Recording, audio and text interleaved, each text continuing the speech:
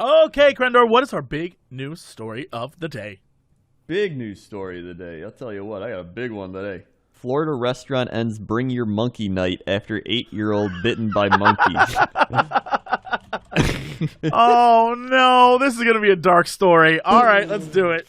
I'm ready. Take me. You know what? No, I'm drinking this damn Red Bull on my desk. Let's do it. Take me away. All right, so let's establish the weirdness of the story right off the bat. A Carrabba's Italian Grill in Stuart, All right, Florida. whoa. When I lived in Ohio, I used to go to Carrabba's. What? Oh, my God. I have been to a Carrabba's before. Dang. So I was unaware of their policy regarding monkeys, but okay. Well, this is the Florida one. It's a little different. All right. They're offering a weekly Monkey Mondays when a local couple brought their 2 pet monkeys to join them as they ate on the patio. No effing way is this real. You could dine... Monkey Mondays? Monkey Mondays. How many monkeys do they have in the area? They were thinking, we need to lure in the monkey people. That's a great question, and I'm not sure. Monkey Mondays? That is all sorts of inappropriate.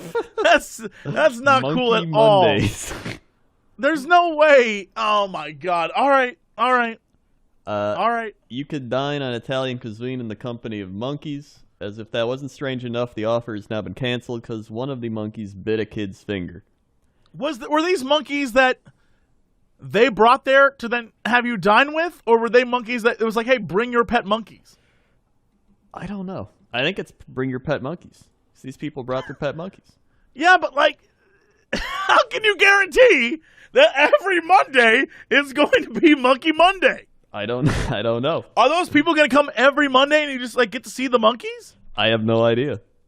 This is stupid. All right. An 8-year-old boy, Jackson, was reportedly trying to grab JoJo, the monkey, to play. JoJo. Well, no, you don't grab the monkey, you don't Jackson. grab the monkey, Jackson. That's bad parenting. Yeah. Especially, it's bad parenting because they named their kid Jackson. That's why. That's like, a last name, not a first name. Get out of here. What's the, this be somebody in the comments like, my name's Jackson, and I hate you. Good. Man. Change your name. Change your name to Jack. Jack Jackson, that's a better name. Yeah, it's like you don't grab any animal. Yeah, you don't grab animals. It's an animal. Like, they're just going to bite you. Yeah, if you're a little kid, you don't grab an animal. That's a parent's job to stop your kid from doing something stupid like that. Watch they butt. These people are probably over here, dipping their bread in their whatever. It's their like even ravi a cat magoli. or dog could bite you, and then you're going to add in the fact that it's a monkey. Yeah, this family, Jackson, you ruined Monkey Mondays for everyone, kid. Yeah. Now no one can have Monkey Mondays because of you. JoJo, it wasn't the monkey's fault. It wasn't the monkey's fault you got your hand bit. It's your fault, you little shit. Yeah. You ruined Monkey Monday for everyone. No one gets monkeys. I wanted to go to Monkey Monday. Everyone wanted to go to Monkey Monday, and you ruined it. So yeah, the monkey bit him on the pinky finger. The bite left a small cut on his hand. He was taken to the hospital. They cleaned the wound. Reports that Joseph and Gesley, the Jackson's father, asked Mary and Richard Van Houten, JoJo's owners, if Jackson could pet JoJo, who was seated in a high chair at the table. Shut up. JoJo was not seated. The monkey was not in a high chair. Get the fuck out. Get out of here with this. They did not. If they had him in a little bit. They're just all if he was dipping bread in olive oil and just oh my God. Excuse me, can we pet your monkey? Because we see he's having a nice little bread and olive oil dish. But yeah, well, hold on. If the monkey is humanized and the monkey's trying to eat like a human, I'd be pissed if someone came up to me and was like, excuse me, sir, can I touch you? Yeah, exactly. And no, actually, they didn't even ask the monkey. If they came up to you and said, excuse me, can I touch your friend? And you were like, yeah, go ahead. I'd be pissed. I'd bite his damn finger, too. Yeah, exactly. I'd bite his finger off. I agree. I'm on the monkey side. I am on the monkey side. Mary and Richard warned Joseph to be careful because the monkey was being hyper. Well, there you go. They even told him, hey, he's being a little hyper today on top of it all. Yeah. The Miami Herald notes that Jackson pet JoJo and then went back and grabbed her to try to play. JoJo got scared and bit Jackson's finger. Well, there you go. Yeah, what is that in the background? Is that a train? Oh yeah, there's a train going by. Is that a that is the hype train? That's the hype train. That's the monkey Get train. Get on board the hype train, because this monkey is in the right, everyone. Don't let this human propaganda from this newspaper, don't let big human convince you otherwise. This monkey was in the right. I would have bit that damn kid too. I would have bit him. All right. Yeah. So, let's see. According to Miami Herald, Florida Fish and Wildlife Conservation Commission investigators checked out the couple's home and found proper food, water, and cages and entertainment for JoJo and 4 other pet monkeys: Kalani, Keegan, monkeys? Elvis, and KJ. KJ. Okay. So pretty much, JoJo and the gang will probably miss their Italian Monday evenings, but according to Ramona Cook, manager where the incident happened, recognized service dogs and ponies are still allowed. Yes, you read that correctly, ponies. What the fuck is going on with you, Florida? What is happening down there? I mean this as a concerned citizen of this country. What is going on in Florida? Come on. Why are you getting rid of Monkey Mondays? Why are you getting rid of Monkey Monday? Like, let's have a real talk. Florida, let's have a talk. Why are ponies allowed, but not monkeys? Yeah, it's species shit. Yeah, that's species. This is shit. And now, just because some dumb kid went up and touched a hyper monkey, you're going to get rid of him?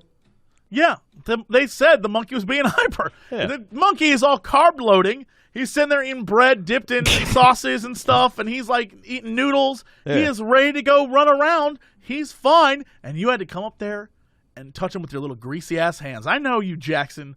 I know you. I want to touch monkey. I want to touch the monkey. That's what he was saying. Absolutely. That's Watch out, Jackson. Don't be careful. He's kind of hyped. Touch the monkey. He bit me. That's what happened. Yeah. Too bad. And the monkey was probably like, "Oh, I'm so sorry. I didn't mean to bite you. I'm just a little hyperactive today." And he's like, "I'm so mad at you, monkey." Yeah. Because the monkey is the real hero of this story. Because the monkey stood up to people oppression. That's right. That's what it was. Now it's ruined for everyone. And I hope now no one gets a Monkey Monday, Jackson. No one. I hope no one sends this to the family. They're going to be like, leave Jackson alone. Just parent your kid. That's true. If you would have parented your kid better, Jackson would still have a finger, I think. And we'd still have Monkey Mondays. We'd still have Monkey Mondays. There's the moral. That's the moral right there. That's the moral of the story. All right. Well, what is our big news story of the day? Big news story of the day. I was looking through some of these people have sent in. One that stands out is Florida man raises more than $600 to go on GoFundMe to drive to South Carolina and, quote, stand off against Hurricane Florence's winds with nothing more than a flag. Is this the guy who I saw on the news who, when the reporter's like, "Sir, why are you doing this?" He's like, "A few years back, I was a meme, and I wanted to be a meme again." I would imagine it is. I think he said, or maybe he said, like, "I want to go viral again," something like that. Yeah. All right, hit me. Tell me the story. This is the most American thing I've ever heard. A man who infamously stared down Hurricane Matthew and Irma with nothing but his underwear and an American flag has done it again.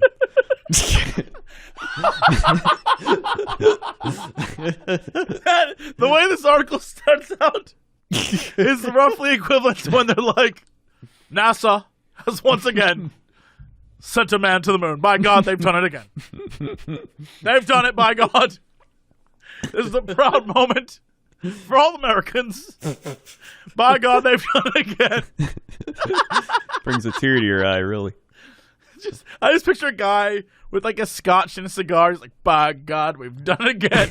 And then it just pans to this guy standing there in a hurricane, like head banging with the American flag. And there's like 8 or 9 guys in business suits, like toasting, like, "Yes, we've done it. God bless America. God bless America, everyone." Video shows Lane Pittman and his flowing ginger mane posing valiantly in Myrtle Beach on Friday as Florence's winds blow up to 85 miles an hour around him.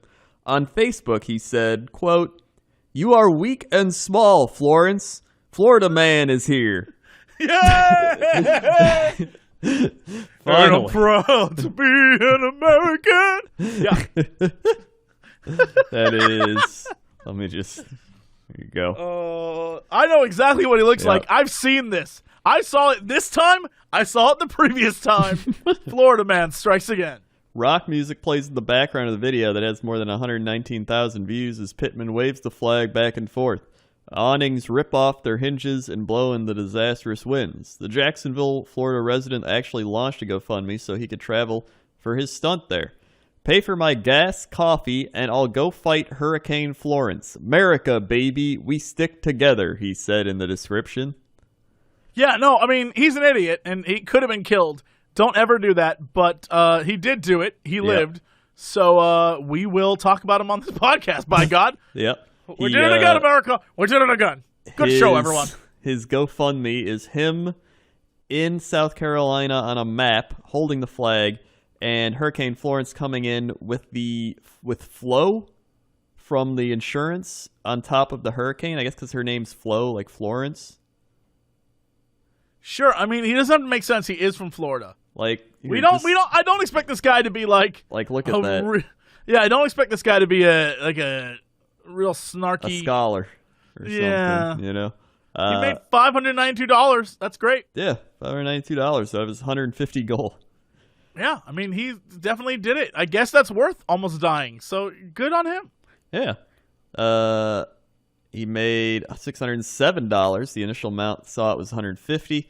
Daredevil first made his headline in 2015 when he was charged with breaching the peace after playing a raucous rendition of the national anthem before transitioning into a version of Ted Nugent's Stranglehold on July 4th on a Florida street. He would hit viral fame twice after with his goofy stunts for previous 2 years. Florence locked 90-mile-an-hour winds on Thursday after his downgrade to Category 1 made landfall. And then there's a picture of him holding a guitar. Great. Yeah, no, he's an American hero is what he is.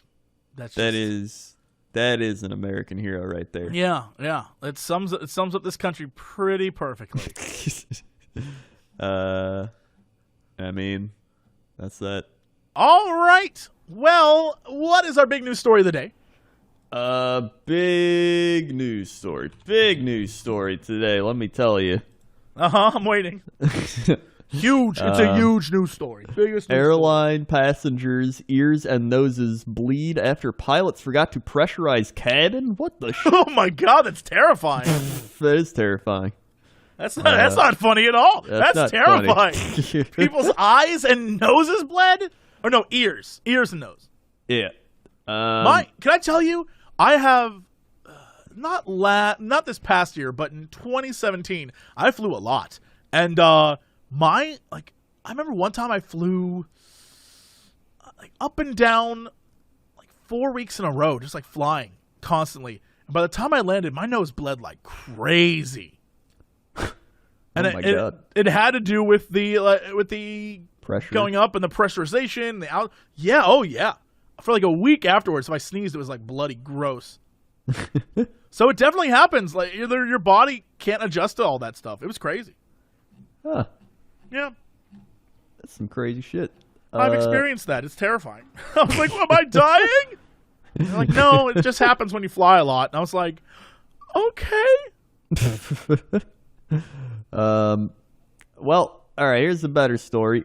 Virginia man accused of rubbing produce on buttocks and putting it back on shelves.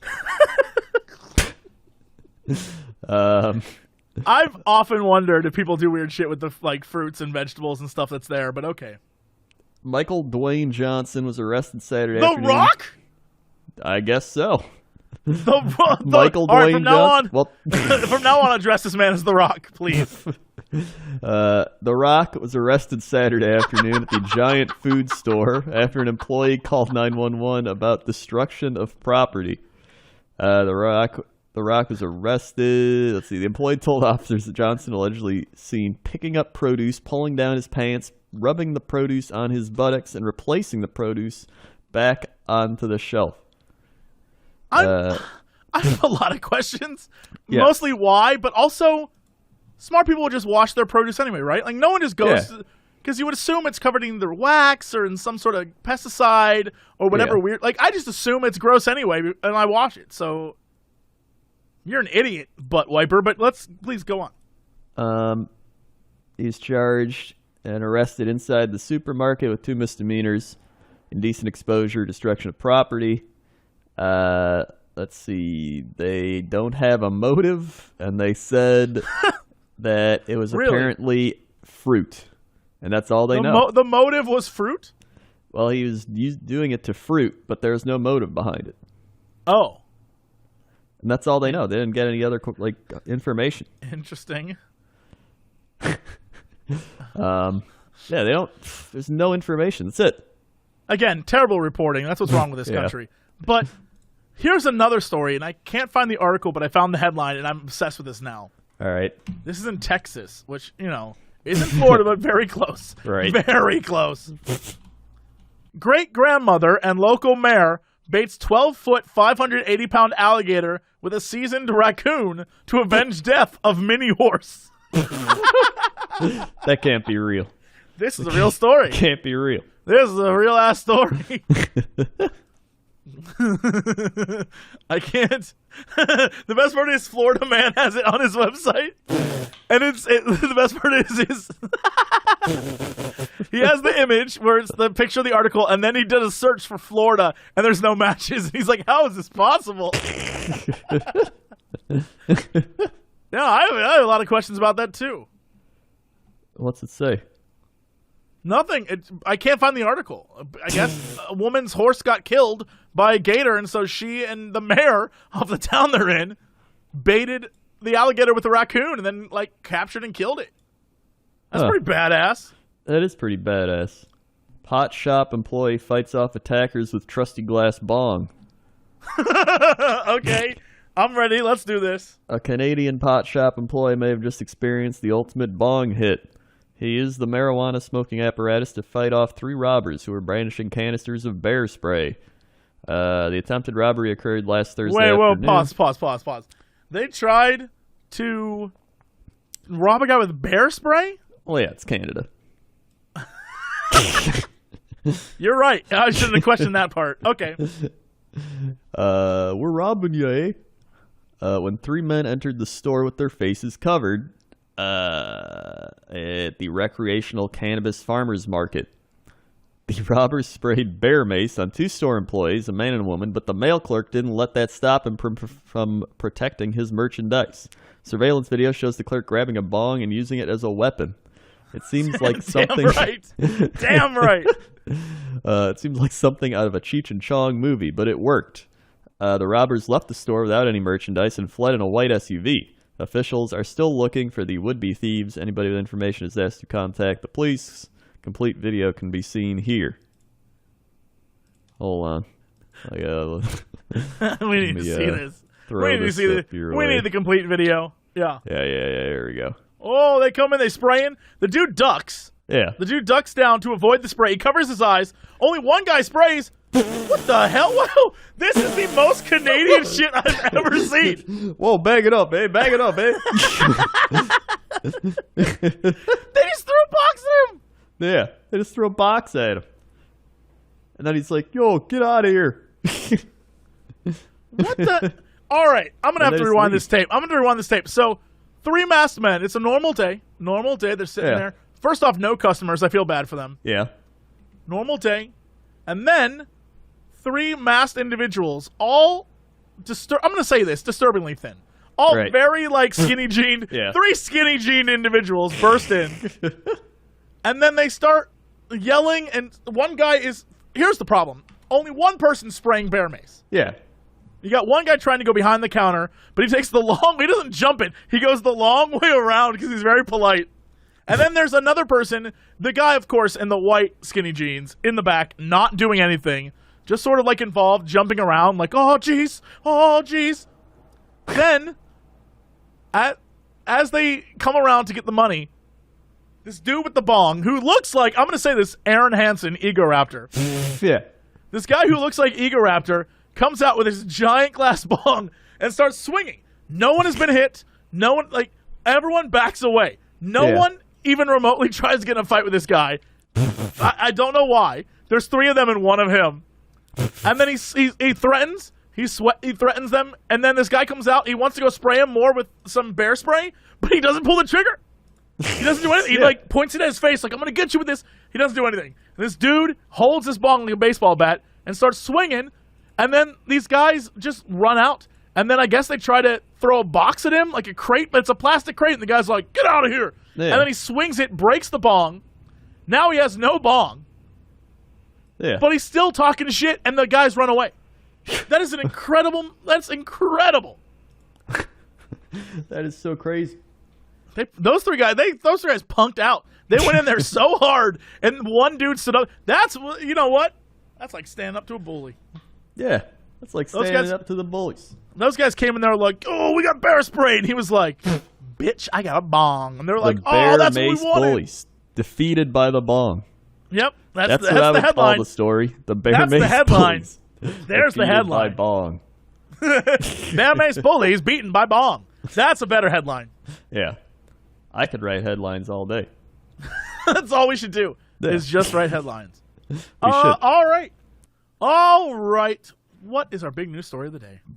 All right. So, remember last week? Oh, boy. When we talked about the woman who killed an alligator, but we couldn't find the story. Right. There are now many stories about the woman with the alligator. And I feel like we have to revisit it. We owe it to the people. The people want this story. Yeah. Texas great-grandmother shoots 12-foot gator as revenge for killing mini horse. Okay.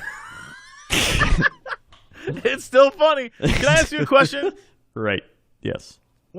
I know this is going to say a lot about me and my assumptions about Texas. Mm-hmm.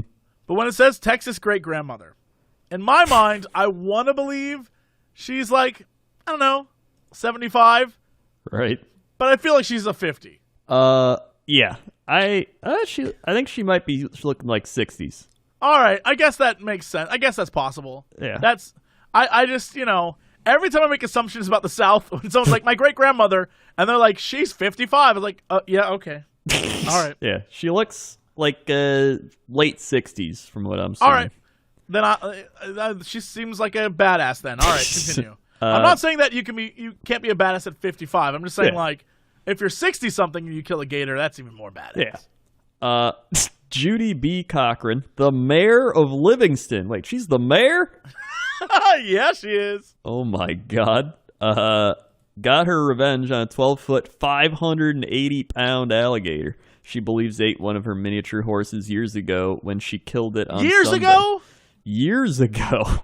Has he just been lurking around? Has she been hunting this gator for years? Oh my God, this story gets so good. Okay. She's 68. I called it. You did call it. Called it right on. The gator was large enough it could have eaten the mini horse, and the other gators are much smaller, she told NBC News. The horse just came up missing, and it was in the same pasture where the gator had been. To say for sure it's the same gator, I can't say for sure, but I highly suspect. The gator was caught after being hooked by using raccoon roadkill as bait. Then, while the gator was roped and on the line, Cochran fired a single shot into his head, killing it. Cochran Damn, one shot. Do not miss your chance to blow this opportunity. To blow his brains out. Cochran, who became a great-grandmother on Friday, said she met all the requirements for hunting the alligator and that the reptile is in season, as reported by the Houston Chronicle. Time out. She met all the requirements? Instead of hunting him, has she been training for years in order to hunt this gator? I feel like she has. Have we missed out on the training montage of her, like, oh, no! She's, like, running down the street, shooting things, learning how to shoot? Oh, man. We missed out. But an animal rights group compared the shooting of the gator to shooting fish in a barrel. We may not understand gators the way we do animals we're more familiar with, but we know that they're expert navigators, clever hunters, and fiercely protective parents who must most importantly feel the same fear and pain that we do. Shame on the mayor for her cruel and cowardly act. Cochran said she ignored the negative comments, adding that because of the gator's size, it had become aggressive and would have been a nuisance to another person had it been relocated. It's part of wildlife management. It's not just willy-nilly we decide to go down and kill a gator for the heck of it, she said. I don't know. This is based on revenge. I feel like this would be like if I shot a man and I was like, hold on. I didn't shoot him because I wanted to shoot him. It was population management. She wanted to kill this gator. Well, I feel like she has somewhat of a point, but it's still clearly a revenge story. She didn't just go out there's just too many gators getting close to my house. She was just like, this is the gator that did it. Yeah, hold on. How long has she been mayor? Can I propose another theory? She ran for mayor on a platform of killing this gator. She's got my vote. Our town isn't safe because 5 years ago, my prize-winning miniature pony was killed by a gator, and our mayor did nothing. Vote for me, and I'll get all them gators, all of them. Cochran said she comes from a family of hunters, and they will use all parts of the animal. We'll eat the meat, and if we don't eat all of it, we'll donate it. Donate the meat? Who wants donated gator meat? Gator jerky. Who are they donating it to? I need answers. Who are they? Oh my God. All right, sure. We'll have the hide tanned and boots made out of it. And although this gator was her first, it's not the first massive gator killed by her family. Cochran said her grandson, Simon Hughes, killed an even bigger gator in the same pond in 2009 when he was just 5 years old. Nope. Simon's gator was 7 inches longer than the one his grandma nabbed, but she said her grandchildren still think her kill is respectable. They don't mess with Nana, she said. Damn right they don't. Damn right. Damn right they don't. Damn. She almost got outbeat by a 5-year-old. Yeah, sure. Holy shit. I can't even picture a 5-year-old shooting a gator. It's like we're hitting the point where they're ruining gator. They're ruining Monkey Mondays, and now they're ruining alligators. Okay, well, what is our big news story of the day? Let's see. Neighbor complain about Florida man doing yard work naked. Police say it's legal. I mean, that makes sense to me. You don't need to convince me of that. I don't even need to hear that article to know that I agree with that. I just want to see what the man said if they talk to him. Let's see. Okay. I came out Sunday night to put out the trash, and I look over, and he's bent over, winding up his hose. And I'm like, that is my view of the neighborhood. Melissa, a neighbor, told the news station. He works on his car, and he does it naked, and everyone has called the police. He's just out there doing yard work, whatever he needs to do outside, naked. Another neighbor believes the man should have some respect for children in the area. Kids catch the bus here. It's wrong, Charlie Estes said. But police say catch the bus here.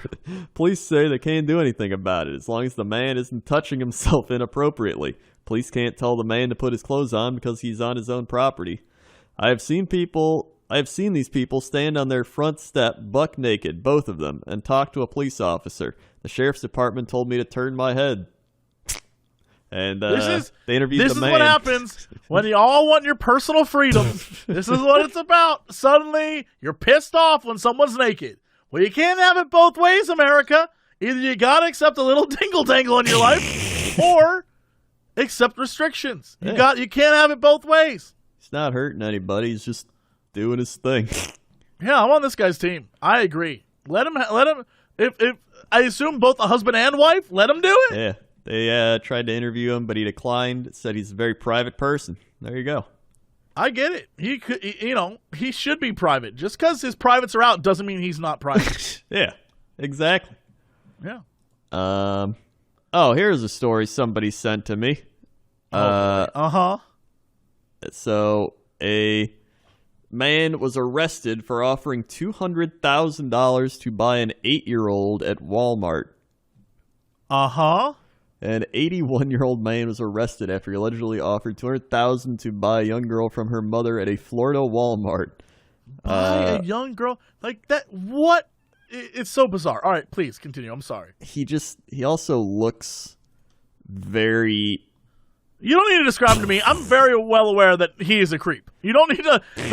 Anyone offering that kind of money for a child at a Walmart, is a creep. You don't need to prove it to me. You don't need to. Yep. Yeah, no, he's a creep. That's a creep right there. There's just so much baggage on his face. He looks like that meme of the mouth, the eyes, and the nose that are smaller than the overall head. Yeah, shrunk down. He looks like that. Yeah, he does. He looks like he doesn't even know how he's still alive. Cobe allegedly approached Tracy Nye and her 8-year-old, who were sitting on a bench. Nye didn't think the man was a threat at first. Then he began making offers. The first amount was $100,000, then $150,000, and then the final was $200,000.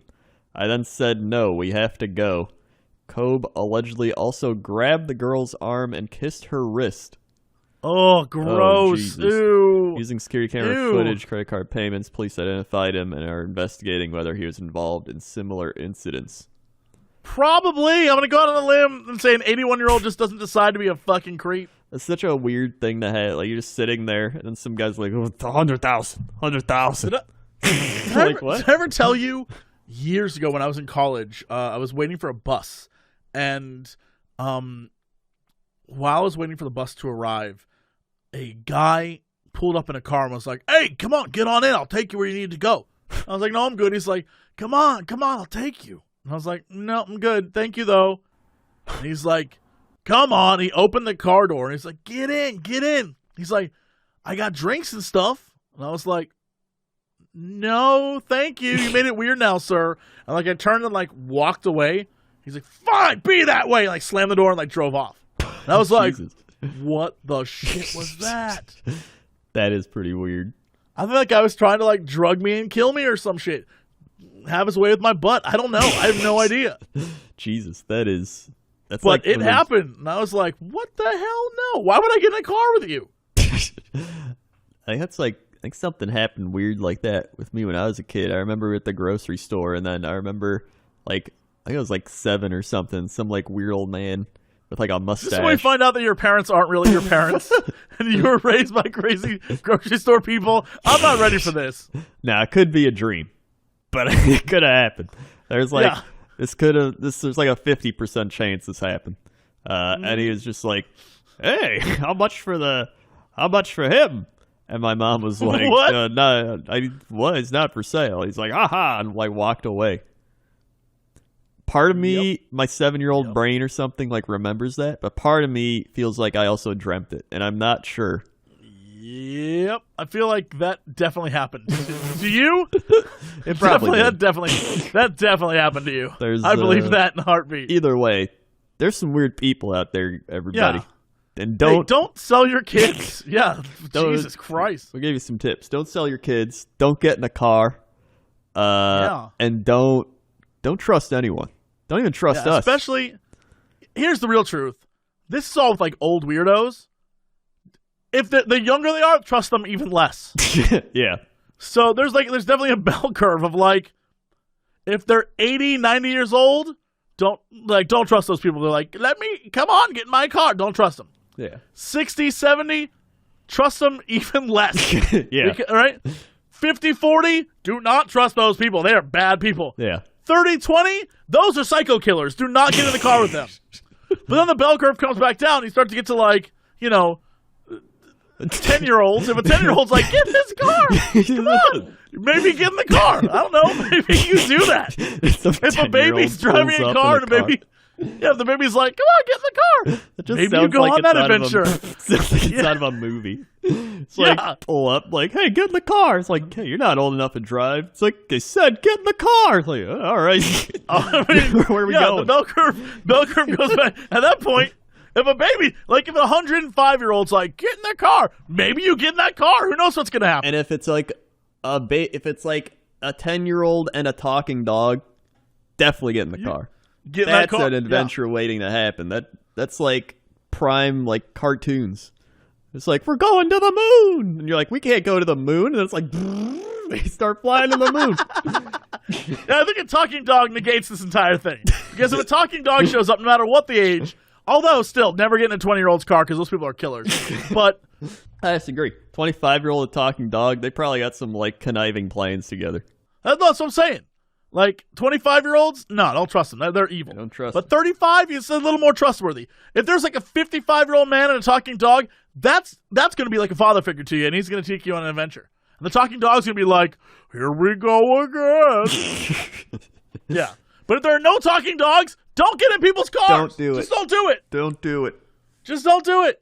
Weird people, if that man had gone up to these people and was like, I want to pay you $200,000, and so does my talking dog, then maybe that story's a little bit different. But there was no talking dog, so it's not a different story. It's creepy. It's creepy and messed up. Don't do that shit. Don't do it. It's creepy. And that's the moral. All right, well, what is our big news story of the day? Big news story of the day. Before we get into that, I want to show you something. Uh-huh. There you go. This is the Florida Man D&D chart. I see. And I want you to say which one you are.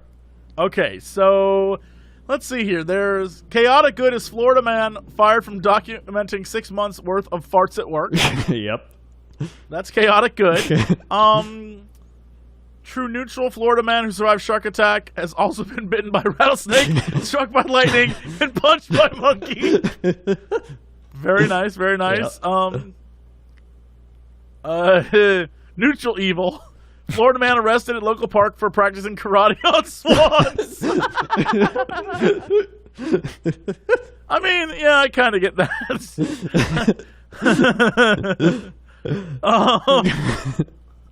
Chaotic Evil. Golf cart driving Florida man tries to blow up neighbor's chickens with homemade whiskey bomb during dispute over BB gun. Very good. I like this one. Lawful Neutral. Florida lawyer's pants spontaneously combust during arson trial. That's very funny as well. There's the Lawful Evil, Florida man charged with trying to barbecue sex offenders. All these are Neutral Good. Florida woman gets okay to keep Rambo, her clothes-wearing alligator. You know what? I'd be Neutral Good. I'd be that Neutral Good. Like, I'd fight to keep a clothes-wearing alligator. Yeah. I feel like I would probably, let's see, which one of these would I be? You'd be true neutral. Don't pretend. You'd be Florida man survived shark attack. That's true. I am true neutral. Snake, stuck by lightning, and punched by a monkey. I would. And you know what? I would still vote for Monkey Mondays to keep going, even after that. That's how neutral you are. You're so true neutral. That is a prime true neutral, if I've ever seen one. Well, that's good. All right, what is our story? All right, story coming at you. Why did an octopus-wielding seal slap a kayaker in the face? What? Okay, sure. Yeah, this is the story. Editor's note. This story was updated to include additional information about the identity of the marine mammal. Okay. It was a seal, not a sea lion. Okay. A seal smacks a kayaker with an octopus, and the video capturing the unlikely encounter quickly becomes a viral sensation. The conflict between man and beasts happened off the coast of New Zealand's South Island. Tayo Masuda, Kyle Molinder, and friends were going to paddle off the coast of Kakura. Masuda's camera follows the seal as it zips beneath the ocean surface and pops up a couple feet from Molinder and flings an octopus his way. Whoa! He shouts as Molinder shakes his head and looks back into the water. I'm not sure who got more of the surprise, the seal, the octopus, or me, he wrote on Instagram. But what was the mammal up to? For answers, we turn to two scientists who know something about what makes a sea lion tick. Colleen Reichmuth, a principal investigator and associate research scientist at the University of California, Santa Cruz Institute of Marine Scientists. And Peter Cook, an assistant professor, smart person. First off, they wanted to say that the pinnipede in the question was the sea lion, not a seal. Cook guesses the star of the show might be a New Zealand sea lion based on the whereabouts, but he couldn't be completely sure from the video alone. Sea lions and fur seals belong to the otterid family and are sometimes called eared seals. Unlike true seals, however, they have an external ear flap and big front flippers, which allows them to be more active on land. Wait, so what does this have to do with the seal lion or whatever it is slapping this dude? That's what I'm trying to get at. He didn't even slap him. He octopus slapped him. Behaviorally, Cook says sea lions are more outgoing than seals and have more flexible foraging ecology, meaning that they eat a wider variety of things: crabs, squid, octopuses, really anything. Sea lions also eat their prey in much less predictable ways. It might be sea lions' tendency to play that gives them their complex feeding behaviors. Sea lions spend anywhere from 9 months to 2 years with their mothers before venturing out on their own. During that period, they are being fed milk by their mother and have a lot of free time, which they use to play. So was the marine mammal just playing with the octopus? It's hard to say, Cook says, but it's possible. They do like. Wait, he was just like chilling and playing with it? Yeah, I guess he was just playing with the octopus, which is like. But what the octopus like? Is that like playing with its food? I guess it could be, yeah. Cook says he has witnessed sea lions in captivity playing with leftover food after finishing a meal. For half an hour or so, a sea lion might throw a piece of fish up and down, playing catch with itself. For Cook, a sign that this marine mammal might have been messing around with the octopus is that after the smacking incident, it circles back, swimming very slowly. The way it turns and flops, its flipper tells Cook that it's pretty relaxed, and sea lions are not usually relaxed when they're chasing down food. The behavior in the video is pretty normal behavior for a sea lion that is feeding on prey that is too big to swallow whole. Sea lions don't have grinding teeth, so while they can hold onto a slippery fish or octopus, they can't chew it well. So this is not cute at all. This is a seal brutally assaulting an octopus and then using a man as like a rock to kill the octopus. Yes. So this isn't cute at all. This isn't cute at all. There's the video. It's on NPR. Oh, he comes right up and gets him. Yeah, he just comes right up and swaps him. Yeah. So basically, I think that's like a two birds, one stone thing. That'd be like if someone came into your house and you were making like a chicken, right? Yeah. And then I'd take that chicken, you'd throw that at that person. The chicken would be a weapon. Yeah. Same thing. I think that's what happened here. Yeah. So it's just one of those things like you're in their territory, you're swimming around, and they're just like, hey, I'm just going to get out of here. And he just throws his octopus at him. Damn right. He bops you with it. Yeah. I'm down with that. I'm down with that. I appreciate that. That seal's doing it right. Yeah. If anything, we can have like seal Sundays. Exactly. Exactly. I mean, that's the craziest news we got for today on a slow news day. All right, Crendor, what is our big news story of the day? All right. Big news story of the day. I got a few of them. All right. I'm ready. I'm ready. I was prepared. I wanted to bring it back to Yahoo. So I did my research. Oh, boy. First story we got. Oh, boy. So, first up, we've got 10 things never, ever to tell your manager. Oh, my God. Wait, manager at what? Just manager in general? Just your manager. All right. Let's do this. This is from Liz Ryan. Number one. Is this even a news story? Or is this just someone named Liz Ryan? No, this is her news story. 10 things never, ever tell your manager. Okay, sure. Number one, never tell your manager when you're job hunting unless there are special circumstances. Your manager has coached you to job hunt for some reason is the only exception. Yeah, why would you tell the person that you work for that you're going to go look for a new job? Yeah, I know. You only do that after you have the job. Don't be a dummy. Yeah. Don't do that. They'll be like, fine. We don't even want you here. What a tip. Number two, never tell your manager about your long-term career plans if they would disrupt your manager's vision for how his or her department should now be staffed. There's no benefit in telling your boss, 2 years from now when my husband finishes school, we're going to move back to Philadelphia. Don't do it. Once you are tagged as a short-timer, you will be marginalized and vulnerable to any cutbacks that come along. That's true. They'll get your ass. Also, it comes as a shock and a little bit strange to me that that's one of the tips, but also when you go to an interview, they're like, where do you see yourself in 5 years? Mm-hmm. Right?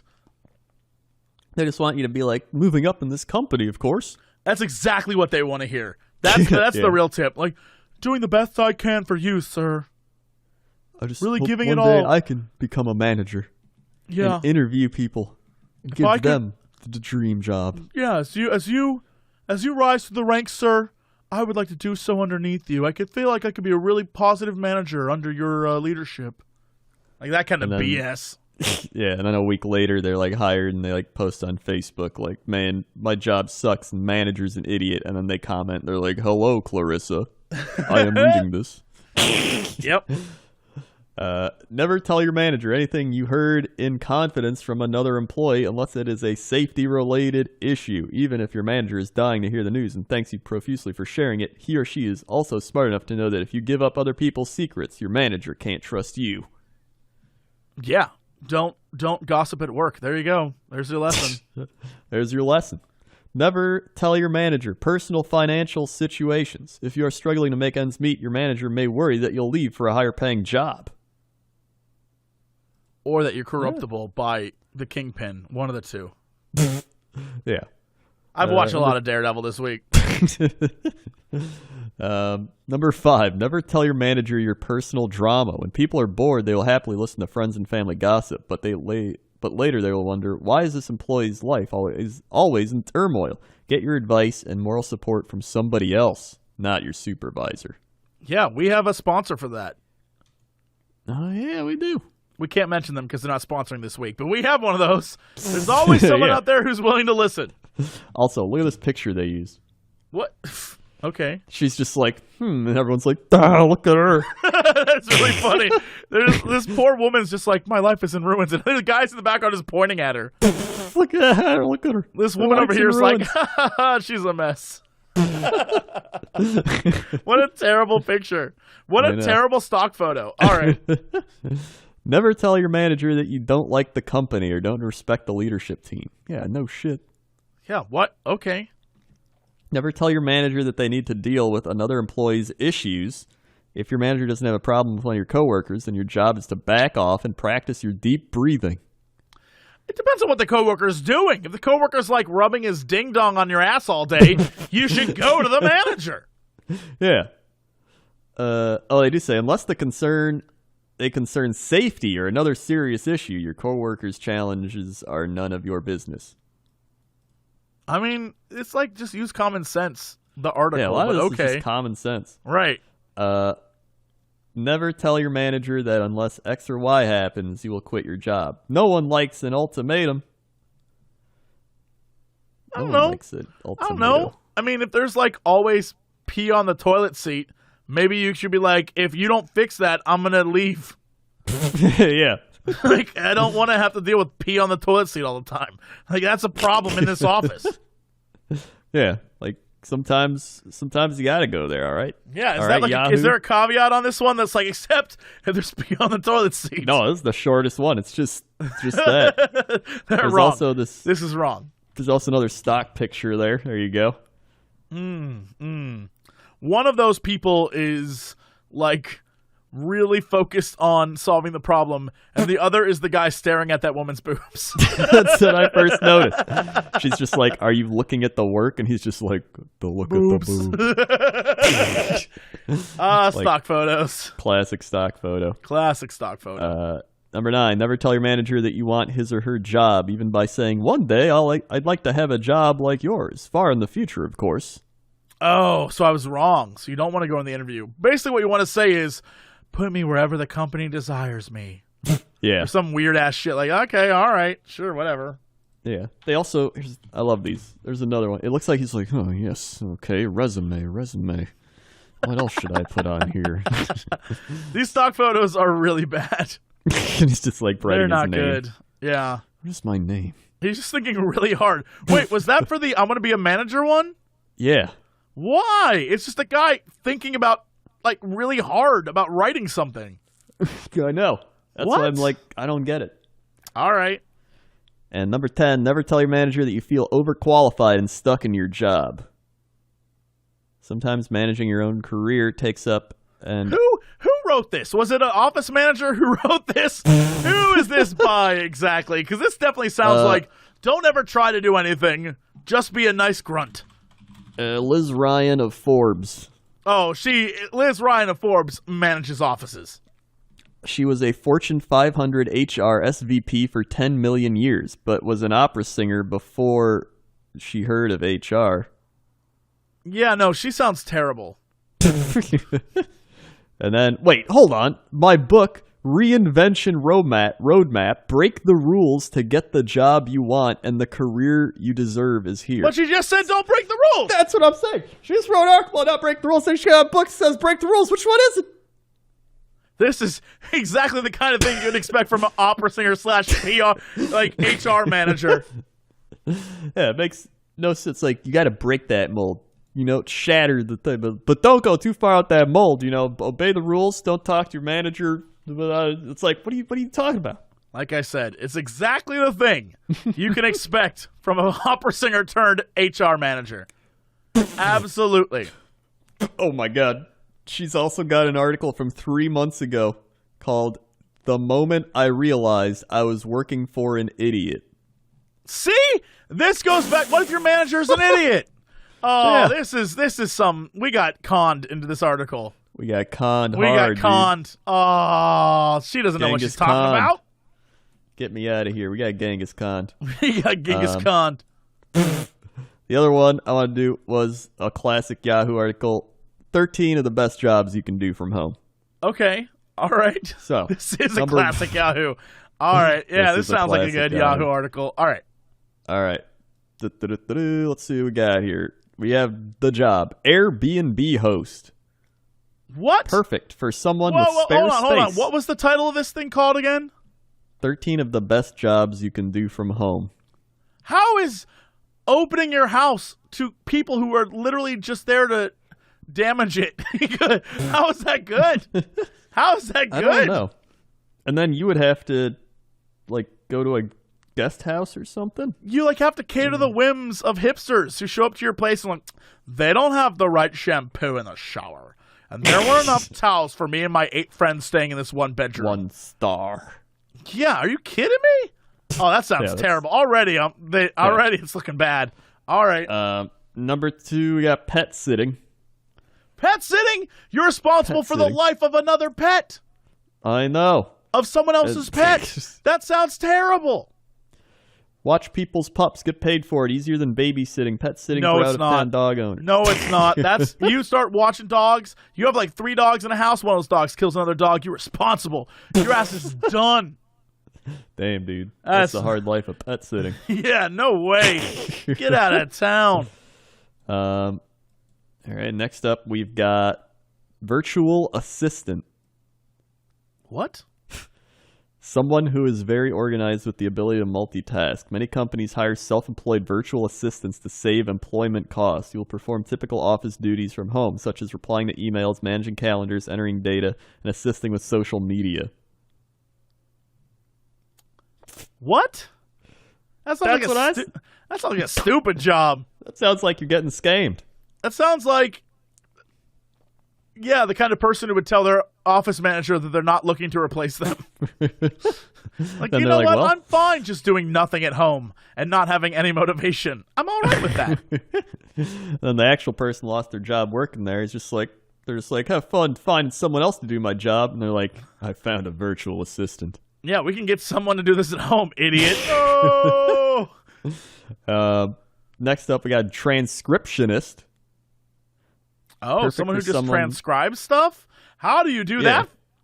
You listen to audio files and type out what you hear. Companies usually hire transcriptionists without much experience, so job postings might only require you to have a computer, keyboard, and that's it. You can be an idiot and do this. This is what I heard. That's what I heard. Yeah. Even idiots can do this one. Transcriptionist. Even idiots can do it. Next, we got customer service rep. Perfect for people with patience to spare. Nothing about who are easy. Good at Nothing talking easy on about the phone. that. That is a terrible job. Are you kidding me? That's an awful job. Yeah, no $8 way. to $18 an hour to Still deal with not people worth it. calling up. No one calls you to thank you. No one calls to tell you you're doing a good job in that line of business. They're like, companies are looking for workers with excellent speaking abilities and solid computer skills to help customers find a correct size, place an order, resolve a conflict. So you already know what's going to happen. Someone's be like, "Ooh, this will be fun." They call up, or they sit there waiting for calls. You get a call, and it's like, "Hello, hello." And it's like, "My flower's not here." Like, "Ma'am, did you just say your flowers aren't here?" Like, "I'm supposed to be here, not here." "Ma'am, I can't hear you. Can you speak more clearly?" "Good, stupid idiots. Ma'am, please calm down. This Ma'am, is shit. ma'am, please. Yeah, I ordered flowers for my granddaughter, and she's not gonna get them. How do you think that makes me look, you idiot? Ma'am? I'm never ordering from your product services ever again. And you got to do that's the first one of the day. Yeah. You got like 200 more of those coming in. Then you got the guy like doesn't know what's happening. It's just like, I bought a book, and the book is missing pages. they're just like, all right, we can send you a new book. Like, I want this book. This is mine. I bought it, and it should have all the pages. I was like, sir, we can't do much. I can send you a new book if you want. Or 1 star on Google reviews for you. it's like, all right, have a good day. Yeah, Again, no, not okay. Second Don't do call it. of the day. You got 198 more of those. So yeah, that's a terrible job. Next up, survey taker. Why would you? That's calling people and being like, hello, yes, I represent the International Society of Surveys, and we're taking a click. Okay. Boop, boop, boop, boop, boop, boop, boop. Brrring, brrring. Hello, yes, I represent the International Society of Surveys. Okay. Click. Pick up. Boop, boop, boop, boop. Brrring. Hello, yes, I represent the International. Go away. Click. None of that's good. That is the worst job in the world. Why would you want that job? And the people who do take this survey are like, yeah, my name's Seymour Butts, and I like, hi. And then on top, there's like, oh, you can go to some of these sites. Like, what is this? Some data site. And they put in your data and they just sell it, but they give you like $20. And you're like, dude, I got $20 for giving them my data to use. Like, wow, great. Next up, website tester. What? Many companies pay online testers to make sure websites are intuitive and easy to navigate. First off, that's not true. That's not a thing. A web team or a PR company, like someone's doing that, but there's no way that is a real job a lot of people could get. Well, I'll have you know, this man right here in the stock photo is testing that website, logging into his computer with his 3 croissants and like 4 pieces of bread. Yeah, this is the most bizarre photo I've ever seen. How to describe this? It's an aerial view. It's like an above shot down view of a man on an iMac, and he's in a white shirt on a white bed, laying on a white pillow, typing away in his iMac, but he's on his login screen.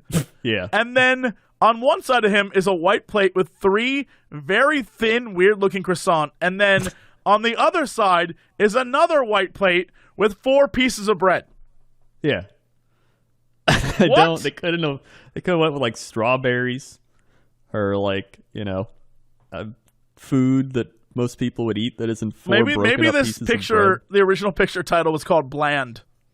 bread. That would actually be pretty fitting. But Right? I guarantee you it's not. It's probably called like Man on Computer at Home 4. Next, oh my God, guess what the next job is? I don't know. Vlogger. Shut up. That's not even a job. That's not a job. It's not a job. It's a hobby that if you're good enough can become your job. But that's not a job. That don't feed people this BS, Yahoo. Stop What it. it pays. $1 to $2 per 1,000 hits. These unpopular YouTube tutorials range from 20,000 to 300,000 and higher. Perfect for the self-taught creative genius. We're self-taught creative geniuses. Boy, that is the worst advice you could give. Oh my God. All right. Yep. No, so they just say, hey, it's pretty much them saying make YouTube videos. Yeah, if you don't want to do stuff and you want to be at home, make YouTube videos. All right. Next we have corporate English trainer. I'm sorry, what? Corporate English trainer. Oh, you train people to speak English, so when you call into the self-help line that you couldn't, or not self-help, the self-help line, you call into the service line that they were offering you a job for back a few numbers back, but is actually transferred over to India or somewhere. You're the guy teaching them how to respond to idiots who are like, my TV doesn't work. Yeah. And they're like, yes, ma'am, that is correct. Yeah. How can we be of service? Yeah, it's students in countries including Japan, Korea, France, Germany, etc. are looking for English speakers to practice with. Sessions focus on things like making professional small talk or running a meeting. Although Although, that's how a few hentai get started, so, you know. I've seen a few dating sims that start that way. It could be worth looking into. Yeah. I mean, you got a job, and then you might meet the love of your life. Yep. Damn. All right, take up that one. Yeah, that's, you know what? That checks out. The job, telephone nurse. No, this is not good. You're just WebMD. But people will be like, my left testicle is lower than my right testicle. And it's... Oh, no, Crendor just sent me a photo. And it literally is just of an old man looking at his computer with headphones on. He just looks so sad. That is not a telephone nurse, if I've seen one. I don't know. I called and someone was like, tell me your problems. I was like, yeah, I got this like weird twitch in my right eye and it like won't go away. All right, let's diagnose this sumbitch. Okay. I'm gonna give you some drugs. Take them. You should take these drugs. Next up, we have the engine evaluator. No, I don't know what that means, but I don't like it. Again, look at this man evaluating an engine. What the hell? Yep, $9 to $10 an hour. English speakers who are up on movies and music, as well as those familiar with other cultures. Wait, what? What? Oh, search engine evaluator. Oh, I was like, what are you talking about? This is a good engine right here. Keep it up. The picture is like some guy at his computer he's all tattooed out and he has like a cup of coffee and he is using a pen on his computer, I guess. And yeah, I couldn't figure out what you were talking about. Search engine, I guess, knowing pop culture stuff might be useful. I don't know. I guess companies like Google and Yahoo give information to search for, and you tell them how closely their results match with what you were looking for. How much do you think that actually pays? Let's be honest. $9 an hour. Apparently. Yeah, how much do you think that actually, like, that is terrible. $9 an hour? Get out of town. Yeah, that seems like a lot of work to do, too. Right. Online teacher. You can be an online teacher. Teachers who don't want a typical school schedule. Yeah, that's sure. Also, you can be a teacher without the pay of a teacher and without the like healthcare of a teacher and without the unions of a teacher. If you want to be like a bootleg teacher, you can do it. It's and true. Work from home. There you go. Yeah, if you want to have all that education under your belt and then get paid nothing, this is the way to go. It's bootleg teaching. That's some bootleg teaching. And finally, virtual tutor. Perfect for people who only have a pocket of time to work. For serial killers. Perfect for stalking your prey. Students need extra help, and you tutor them. I could sign up on a tutor. I could tutor people on how to internet the videos. We should offer a Fiverr. We should make a Fiverr where we teach people how to do internet. We're just like, we'll teach you how to internet. Yeah, I mean, easy. We can make $12 to $35 an hour doing that. Yeah, we can have people's grandparents call us and we'll teach them on the internet. Yeah. Like, what are you looking for? We're going to teach you how to internet. And then we'll have these stock photos up so people know it's us. Be like, check out these hardcore internet users that have learned from us. And they'll see that man with the pen. Like, wow, he seems to have learned a lot. Yeah, that guy's writing down everything he knows on his computer. And those are the best jobs you can do from home. Awesome. Well, that is enough of that. Well, what is our big news story of the day? Oh, you want a big news story? I got you a big news story. Oh, no. Okay. The McRib is back at McDonald's. Here's what's actually in it from Yahoo. Okay. They've updated it, but I want to see if it's got the same things as it did like years ago. The McRib is back on McDonald's menus after a year-long absence. While it has a cult following, most people don't know what's actually in the sandwich. Here's the breakdown of the McRib's ingredients and nutritional information. The enthusiasm behind the sandwich partly stems from the fact that McDonald's tends to bring back the sandwich once a year, but as the Wall Street Journal reports, the McRib stays on the menu only for a few weeks. It was last available in November of last year, and originally started in 1981. In the past, superfans have done things... 1981? Yep, 81. Wow. I had no clue. I thought it was in the 90s. Because I remember in the 90s when it happened, right? Like everyone was like, the McRib! Oh! Yeah, I think it blew up in the 90s. I think guess that was its main thing. Let's see. If you've never had a McRib before or have been gleefully eating the sandwich without knowing exactly what's in it, here's what you need to know about the McRib. What's the McRib made out of? The McRib's informational page on the McDonald's site was down. Maybe there were too many eager fans, so a McDonald's rep sent menshealth.com screen grabs of nutritional information. You can see the full ingredient breakdown here. And it's just like a bunch of shit. Like, it's McDonald's, all right? You got your water, your fructose corn syrup, your tomato paste, your smoke flavor, your food starch. Like, none of this is, like, crazy stuff, okay? As for nutritional information, 480 calories, 24 grams of protein. Hey, protein. 45 grams of carbs. That. Yeah, you need that a lot. 900 milligrams of sodium. So a lot of sodium. And hey, look at this. It's got some sugars, some cholesterol. It's got some vitamin A. You got some iron, some calcium. When it comes to calories, McRib is pretty on par with other McDonald's menu items. Like the Big Mac's 540 calories, Filet-O-Fish 390. With 45 grams of carbohydrates, McRib isn't going to jive with your keto diet. But overall, it's certainly not among the worst fast food meals you could eat. If you really want a healthy meal next time you hit up a chain, check out our guide to the healthiest fast food options in America. Nobody cares about that. Nobody cares about that. Nobody cares about that. Does it still have styrofoam or whatever the hell was in it? They don't even say. So you know what? I don't think it does. I think they probably removed the styrofoam. And I think we've got a lot healthier of a McRib. I don't know that I believe this. I'm looking this up.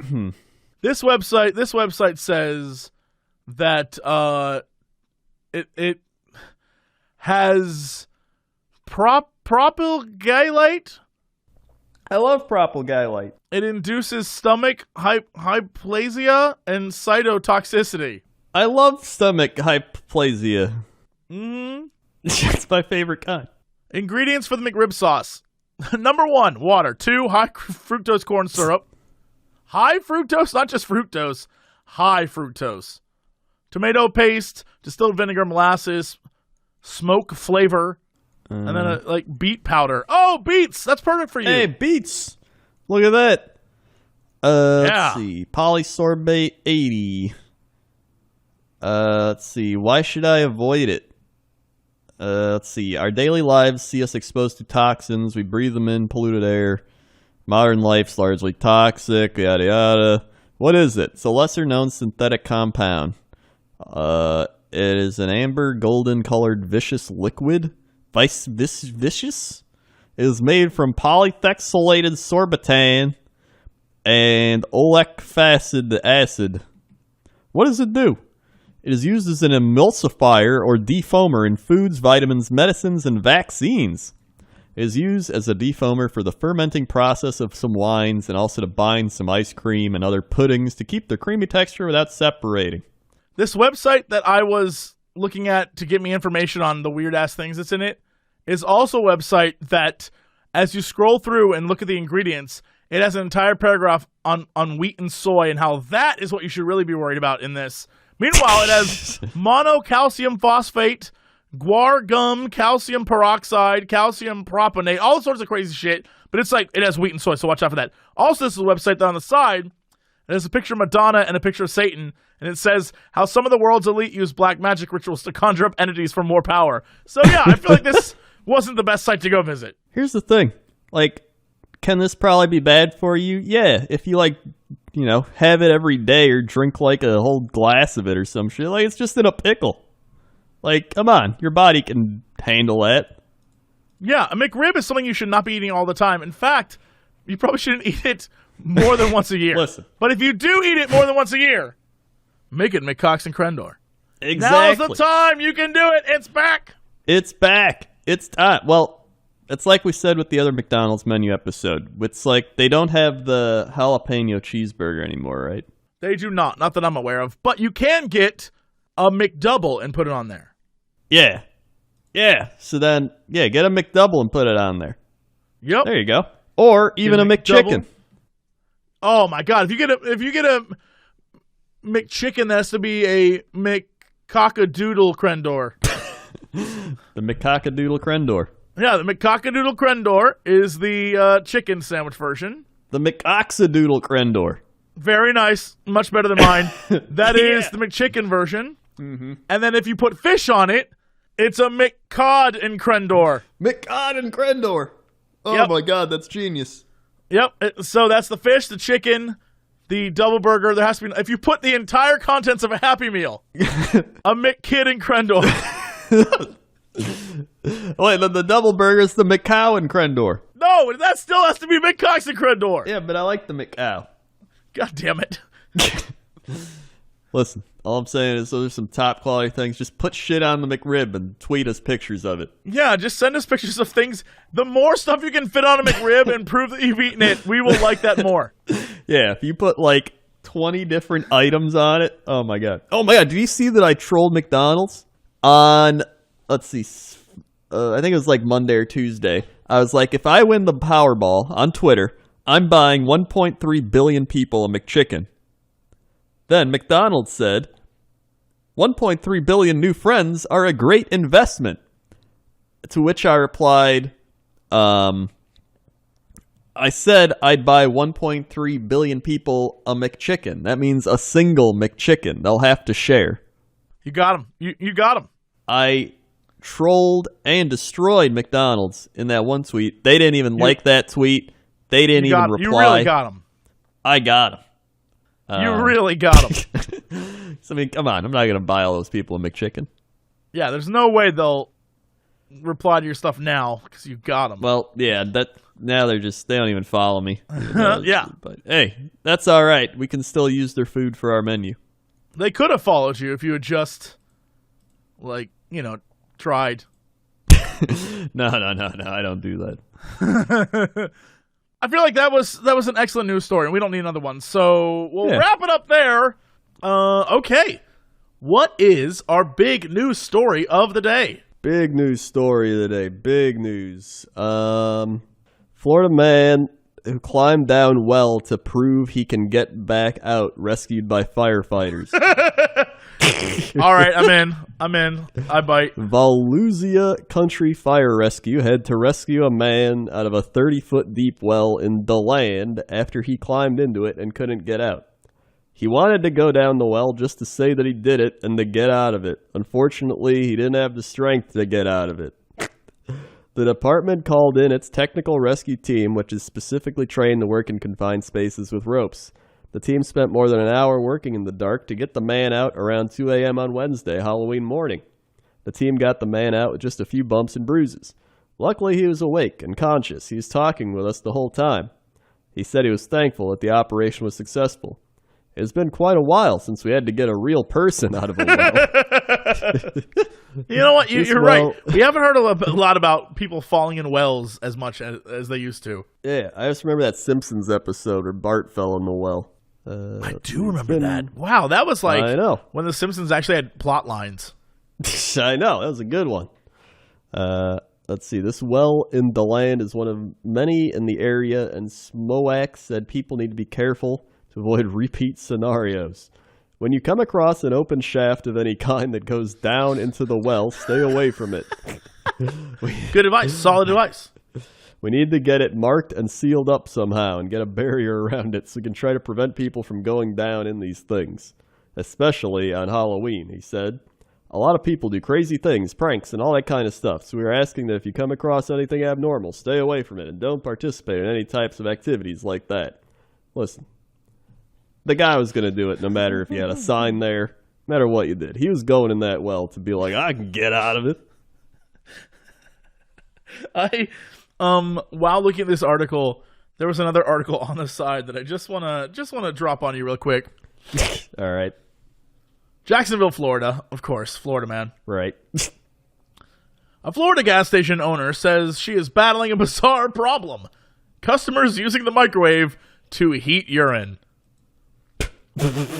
What? Parul Patel, who owns a BP gas station and convenience store in Jacksonville, told WTLV she's sick and tired of random people walking in, and it's happening every day. It's gotten so bad, Patel says, that she had to post a sign on the microwave that reads, "Only for food use, do not warm urine." It appears the problem isn't entirely random, however. Patel's on-the-fly convenience store is located steps away from LabCorp, which offers drug testing services according to the website. They've become so aggressive with us. The inspiration for the sign was an incident in which a customer, who Patel said, started cussing at her and saying there's no sign telling her she couldn't warm her pee in the microwave.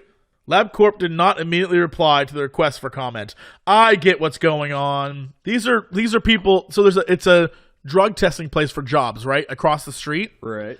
And so what people were doing is they would have pee that was probably someone else's, maybe, Yeah. or whoever, and they'd have the container, and then they'd go warm it up to pretend like it was fresh pee. Yeah, that's what I thought. Right? At first, I was like, why would people be warming pee? Now it all checks out. Now I get it. So I just think it's sad that they would walk into the convenience store and be like, I gotta warm this pee up.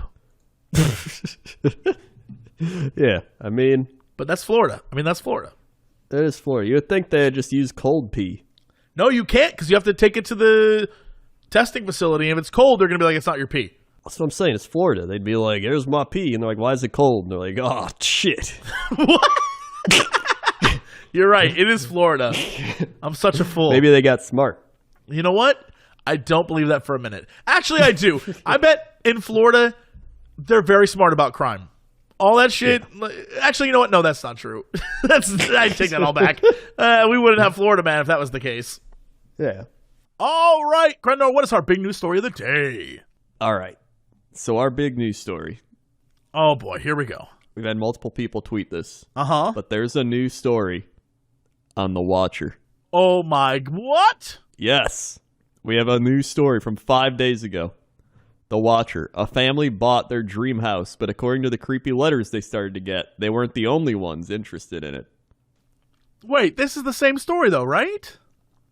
Well, let's see. It's one night in June 2014. All right, that's probably the old part. Let's see. But there's got to be like some new stuff to it, right? There's got to be some new stuff. Maybe? Let's see. Hold on. I'm browsing through here. Their kids. Let's see. Compare their town Mayberry. Oh, this is a long ass article.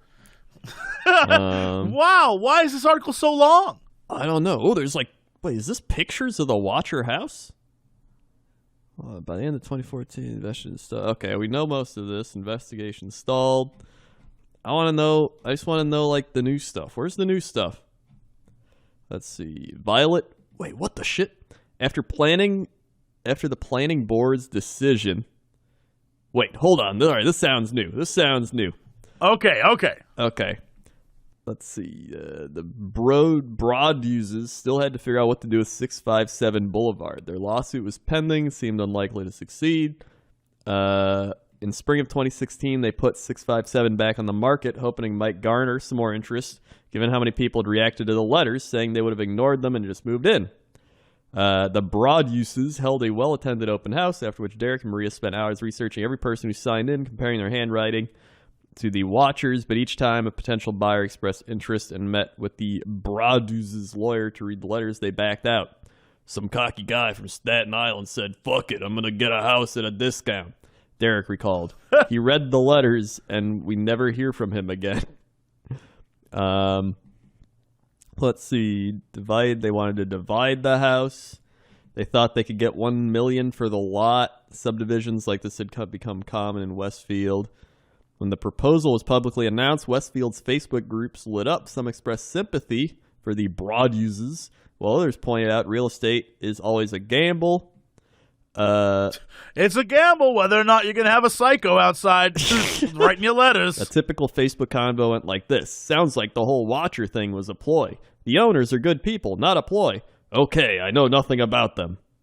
Kristen Kemp, a friend of them, had tried to defend them on one Facebook forum, but people started attacking her. Somebody asked, "How do we not know it's you writing the letters?"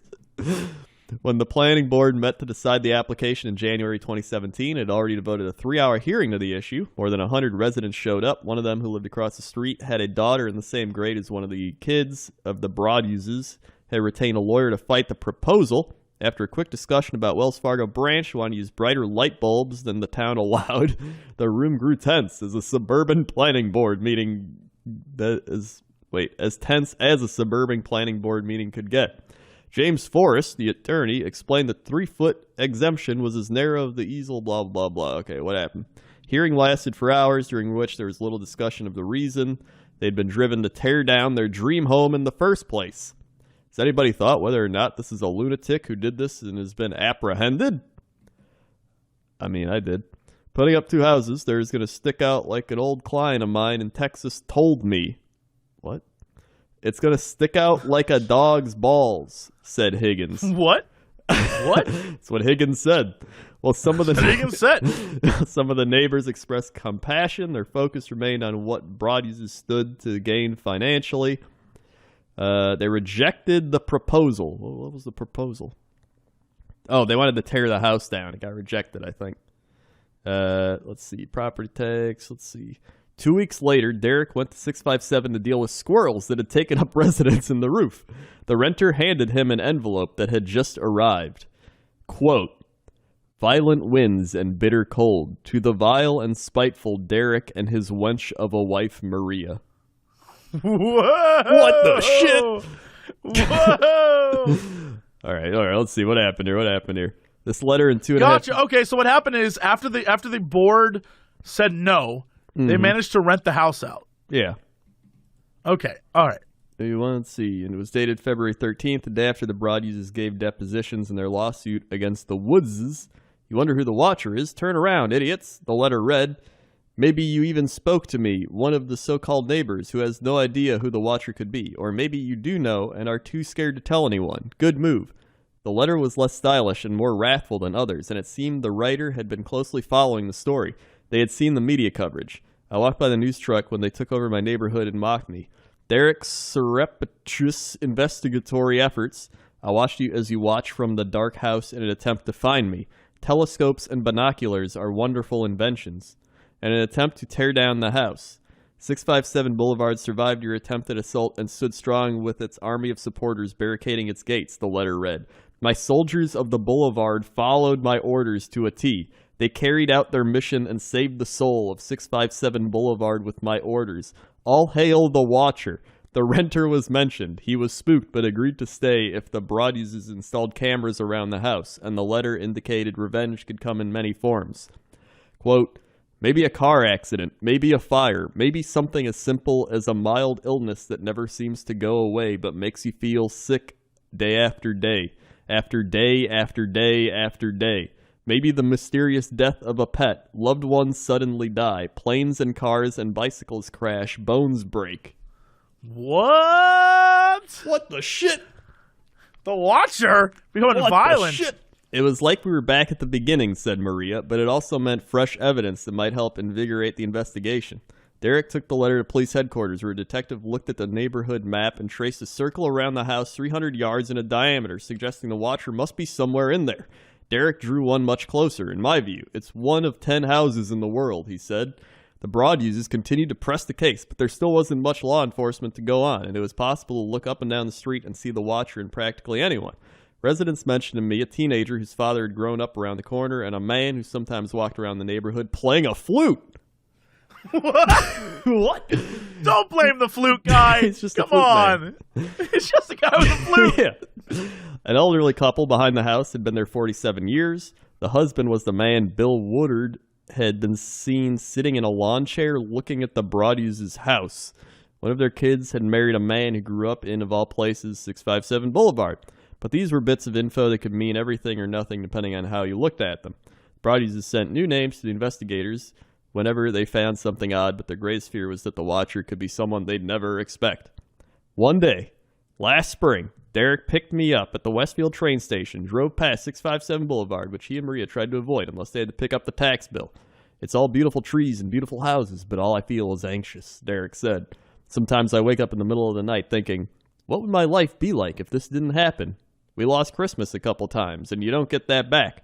Christmas with a 5-year-old. The Broaduses no longer live in present fear that the Watcher might strike at any moment, but they continue to deal with the lingering effects from the letters. They have a new tenant at 657, but the rent doesn't cover the mortgage. Their kids occasionally teased at school, and conspirational rumors persist. They try to avoid people who spoke out against their planning board application or accused them of being con artists, but suburban life makes that impossible. I see these people on the soccer field, at the train station, and my heart starts going like it did when I played hockey and was about to get in a fight. All right, hold on. This keeps going on. There he goes, the end. The letter had clearly... Wait, the watcher was also no longer the only person sending anonymous letters in Westfield? Last Christmas Eve... there's copycats. Yeah, the copycats of course. coming out. Several families received an envelope in their mailboxes. They've been delivered by hand to the homes of people who had been the most vocal in criticizing the broad uses online. One of them, who lived a few blocks down in the boulevard, had written on Facebook, "I wish we could go back to the days of tar and feathers. I have just a couple in mind." Another family who got a letter told me it was weirdly poetic, as the watchers had been, and that it accused the families of speculating inaccurately about the broad uses. It included several stories about recent acts of domestic terrorism in which signs of brewing mental illness had gone unnoticed. The type of letters were signed "Friends of the Broadus Family." The letter writer had clearly been infected not only with the watcher's penchant for anonymous notes, but also simmering resentment. One had snaked its way through Westfield, making enemies of neighbors. The people who received the letters didn't know who sent them, but the tone had a familiar ring. When I asked Derek Broadus whether he had written them, he paused for a moment, then admitted he had. He wasn't proud of it. He hadn't even told his wife, and said they were only anonymous letters he'd written. But he'd felt driven to his wits' end, fed up with watching silently as people threw accusations at his family based on practically nothing. One of the people who received the letters told me they had never met the Broaduses and had no interest in doing so. The watcher had been obsessed with 657 Boulevard, and Derek, in turn, had become obsessed with the watcher and everything the letters had set in motion.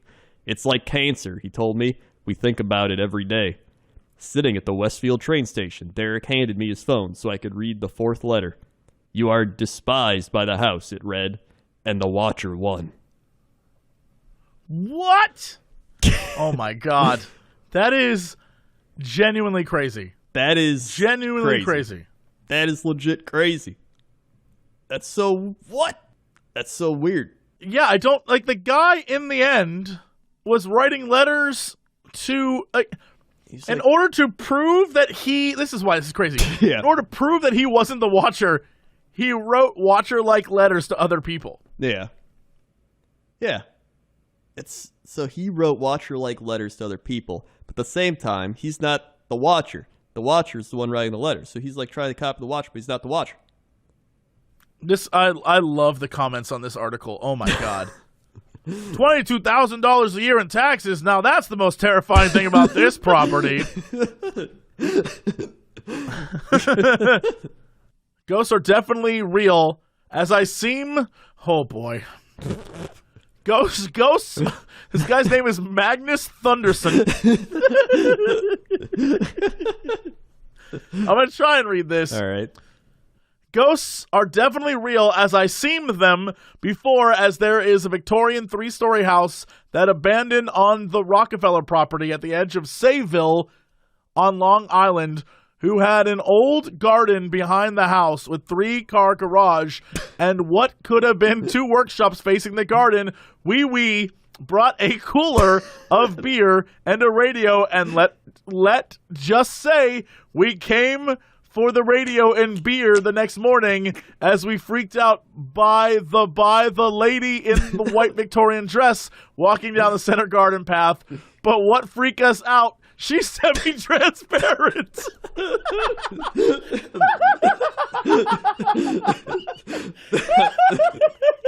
I trust this guy. This guy knows what he's doing.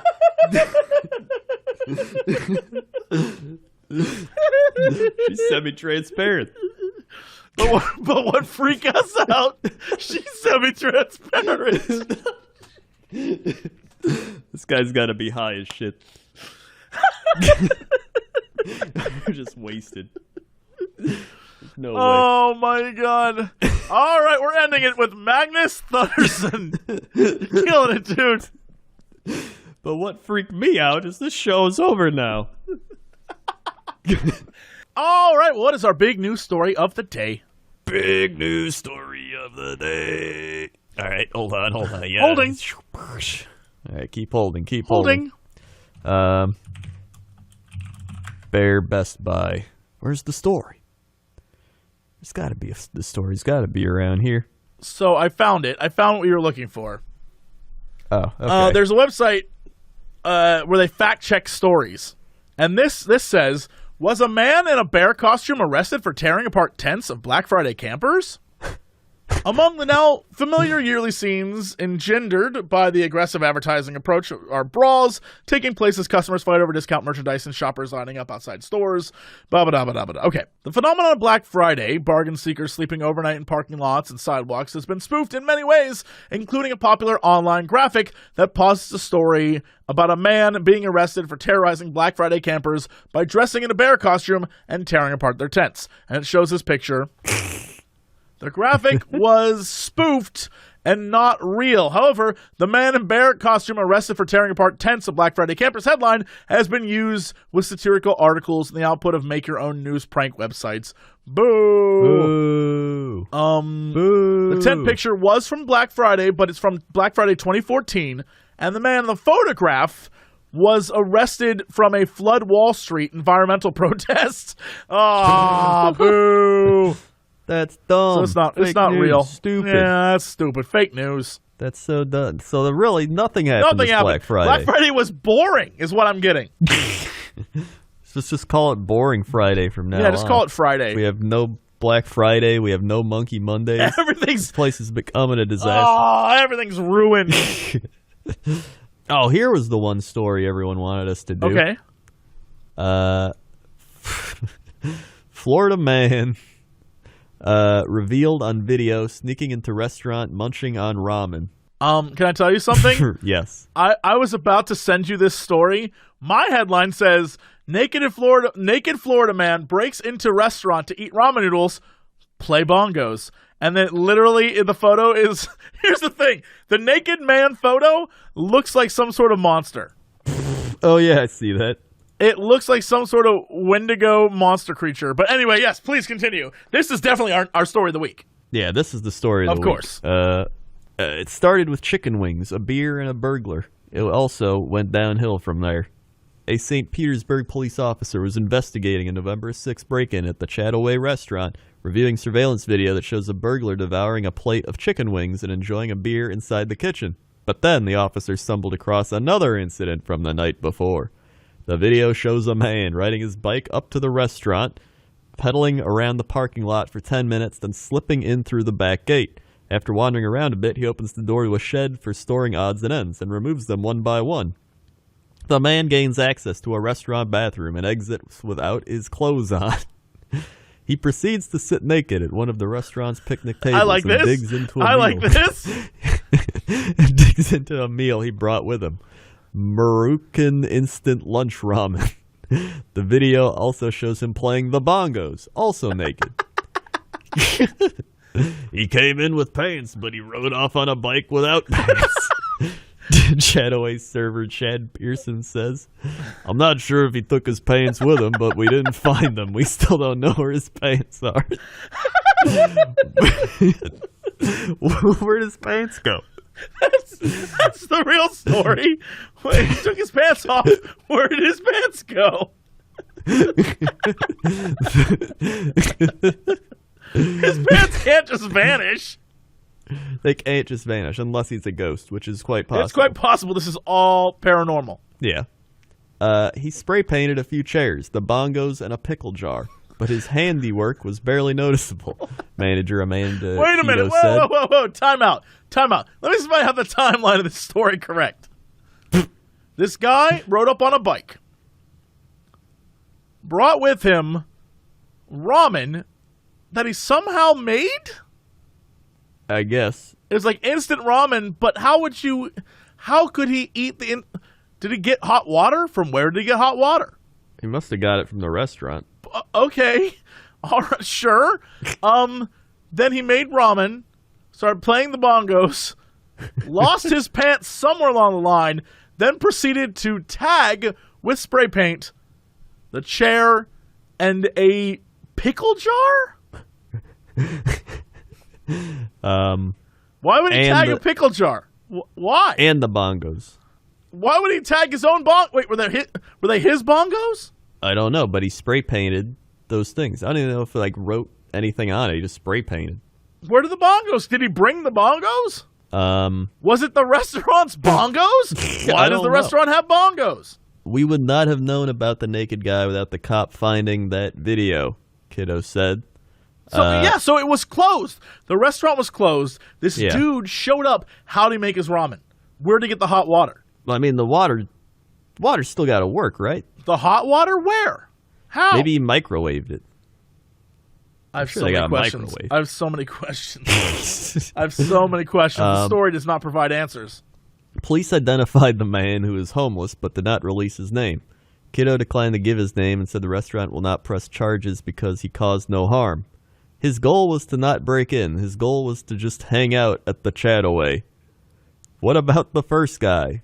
Police are still trying to catch him. He enjoys... Wait, what first guy? Wasn't that the same guy? Go back to the beginning of this story. Okay. So Other than someone burglary? broke in. You're telling Yeah. me that the beginning of the story, which we pretty much skipped over, a dude broke in, ate some chicken wings, is that what it said? And then this other guy just went in because it was broken into and just sat around? I think so. Hold on. Okay, so stumbled across. Wait, okay, so the Chataway restaurant shows burglar play at chicken wings, beer kitchen. Then the officer stumbled across another incident from the night before. Oh, so this is one's from the night before. It sounds to me like these people don't know how to lock their damn restaurant. Yeah, seriously. If it's happening 2 nights in a row, that's a problem. That's just a problem. He made himself... Wait, hold on. Police are still trying to catch him. He enjoyed the plate of chicken wings and some beer and stole an estimated $500 worth of stuff, including cash tips, a laptop, a tablet, and a grocery bag he filled with beer. He made himself at home. He spent over an hour just milling around, going room to room and eating and drinking while he did it. The man also tried to unsuccessfully access the safe using his hands, a pot handle, and tongs. I mean, as you do. The guy knows what's up. That's how you get into any good safe. Kiddo is confident that even though the two incidents happened back to back, they are not connected. I used to always joke and say that if you were going to break into the Chataway, to make sure to grab a beer, and it finally happened. I'm not saying I was the one who did it, but this is an unsolved case, and we are trying to track down the thief. Yeah, it's like, hey, no harm. He wasn't doing anything. He just, stole some beer, spray painted some shit, sat naked on our stuff. No, the first guy stole beer. This guy all he did was sit naked and eat, and then he left. Oh yeah, maybe it's like his friend or something. And he was His like, friend was like, look at all this shit I got from the Chataway. And he's like, yo, I want to go see that place. So he just walked yeah, but over he's there. not like a bad guy. He just wanted to go and hang. Yeah. So he just went and hang out. I'll tell you what, the Chataway, they wouldn't get rid of Monkey Mondays. They would not. That's all I'm saying. They would keep Monkey Mondays. Well, until it got stolen from them. Until Yeah. all the monkeys were stolen. But they would do monkeys it. keep getting stolen. Let's go back and look at this tape. Why are there so many naked people here? Dude, the monkey would bite and fight back. That's a powerful monkey. Maybe the monkey would go hang out with the naked guy. That's true. Maybe that's why he gets naked and the monkey walks away with his pants. Every time the monkey takes his pants, he's like, oh, jeez, monkey, give my pants back. Either way, you know what? It's a pretty good story. It's a pretty good story. It's a little complicated, but I liked it. Yeah, I did too. Well, all right. What is our big news story of the day? All right, big news story of the day. This is one that a lot of people sent to us. Oh, boy. Uh-huh. Florida woman pulls knife on man who confronted her about farting. All right. I know where this is going. Okay. All right. Waiting in line at a store can be unpleasant enough without the person in front of you passing gas. So when John Walker found himself in that situation Sunday at a Florida Dollar General, he spoke up. Unfortunately, the loud farting was about to become the least of his worries. The Broward County Sheriff's Office told the Miami Herald. Oh, Broward County. All right, yeah. That Walker got into an argument with 37-year-old Shanetta Yvette Wilson, which led to her pulling out a knife and threatening to gut him. Deputies said Wilson cocked the blade back in her right hand as if she's about to strike Walker. Fortunately, the incident did not end in violence. Law enforcement was alerted and they found Wilson in the area. Walker identified her to investigators, and she was charged with aggravated assault with a deadly weapon without intent to kill. So she had the knife on her? Yeah. Was that her? Has this happened to her before, you think? Where she was just like, stop giving me shit about my farts? It had to. I guarantee. I think so, too. Yeah, I think so, too. Authorities took her to the Paul Ryan Detention Facility in Pompano Beach, where her bail was set at $2,500. And that's all the story. They don't have like any quotes for anybody. Come on. Where's the quotes? There's got to be some quotes, right? Yeah, I don't. I'm trying to look for them, and I got nothing. We have nothing on this. Yeah, there's nothing. Let's see. John Walker dispute in reference to the defendant farting loudly. No. Wilson, no. Yeah, there's like no good quotes. You would think they'd like interview him and they'd be like, well, she just wouldn't stop farting. I had to say something. Yeah, I don't. I mean, I don't know anything about this story, really. Yeah.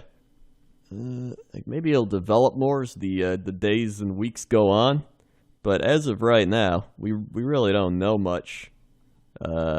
Aside from the fact that it happened at a Dollar General, so not the best of places to go to confront somebody. Well, that is a good story for Florida. Right. BuzzFeed has compiled the 40 most insane things that have happened in Florida in 2018. Most of these we've covered. This is great. Oh. Number 1, Florida man, one disguised as a bull, allegedly tried to burn down ex-boyfriend's home with spaghetti sauce. Yeah, I remember that. That's an animated. Titusville grandmother pops out teeth to scare off nude man on back porch. We cover that one. I don't remember that one. I don't remember that. That sounds like a good one. That's a good one. We need to remember that. Miami man with no arms charged with stabbing Chicago tourists. We covered that one. Yeah, we got that one. A drunk Florida woman was asked to leave a Red Lobster, so she responded by allegedly grabbing a live lobster straight out of the tank and bolting. Oh, shit. We didn't get that one. Jason Vickery breaks into home, plays with toy helicopter, masturbates, cop says. Florida man calling himself the Beast gouges eyes of armed intruder. Oh, my God. Naked man chases 2 around Chick-fil-A parking lot, tells deputies, look at my penis, look at my ass. Yep, there's a video. A woman named Crystal Methvin, we covered that one. Largo couple steals motorized shopping cart from Walmart, drives to bar, we covered that one. We got like half these at least. Yeah, man. Boy gets stuck in arcade claw machine. I don't know that we did that, but we should have. Yeah, I don't think we did that one. Florida deputy hurls bush bean cans to subdue suspects. Nice. Bush baked beans. Baked beans. Yeah, these are just some. Don't microwave your pee. We did that one. Yeah, I remember. Yeah, we've really covered it. We've really covered Florida. Huh. That's I feel like we're probably one of the best Florida news coverages you could get. But we did miss this one. All right. Man rips urinal off pub's wall, then runs wet and naked into the woods to escape. We missed a good one. That's a how solid did we one. miss it? Yeah, how Maybe did we miss that one? We need to up our game a bit, but we're on the right path. Florida woman high on meth ran around naked in a park because she believed a giant spider was on her. We're missing. All right, there's some we've missed. Yeah, there's some good ones in there. All right, Crendor, what is our big news story of the day? Big news story of the day. We have a few of them, and they're all good. Oh no! Oh my God! Okay, I'm ready. I'm Many ready. of Hold them... on. All I need a drink. Okay. All right, let's do this. All right. First one up. We have A few of them have been sent to us. This is the first one sent to us. Florida man arrested for shoplifting after job interview at Kohl's. Wait, whoa. He went in for an interview and then just stole from them? Yes. Amazing. All right. A Spring Hill man was arrested for shoplifting after his job interview at Kohl's. The man identified as Dominic Breedlove arrived. What a last name, Breedlove. Breedlove? I like it. I like it. That's, again, a D&D character. They call me Breedlove. He arrived at the store at 3:20 p.m. Wednesday and proceeded to Human Resources for a job interview. After the interview, he walked over to the shoe department, found a pair of Nikes without a security tag, then went to his car to get a Kohl's bag from a previous shopping trip and proceeded to go back to the shoe department. Wait, and a prevention officer was watching him. So he went, oh my God. He, went in for an interview, saw they had shoes without tags, went back, got a bag from his car, took the bag inside, unfolded it, put the shoes inside the bag, and tried to walk out. Yeah. Oh, this is a prepared criminal. Yeah. I like his gumption. Then the officer told deputies Breedlove walked to customer service, then back to the shoe department when he saw the long line, and then took another pair of shoes and left the store. Wait, so he took two? That's Grady. That's why he got caught. Yeah, he took 2 pairs of shoes. He should have only taken the one pair. He got caught. Deputies say he had 1 pair of women's Nike Air Bella TR shoes and another valued at 80 and another valued at 70. Wait, these are women's shoes? He's buying women's shoes. Oh, man, he was doing it for love. That's why he got in trouble. He was trying to buy some girl some shoes. Doing it for love. That's what happens. Typical Breedlove. Typical. That's when you got to stop breeding love, man. You got to stop this whole breed love thing and just become like Mr. Breed.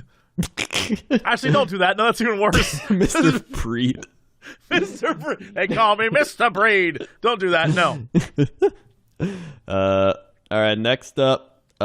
Monroe man charged with voyeurism in food fetish fiasco. It's already a great headline. It's already a great headline. Monroe, Connecticut. Police arrested a man for secretly recording video of a coworker while they spread jam and syrup upon themselves. Robert. Wait. Whoa. Time out. Yeah. Why were they why was... All right.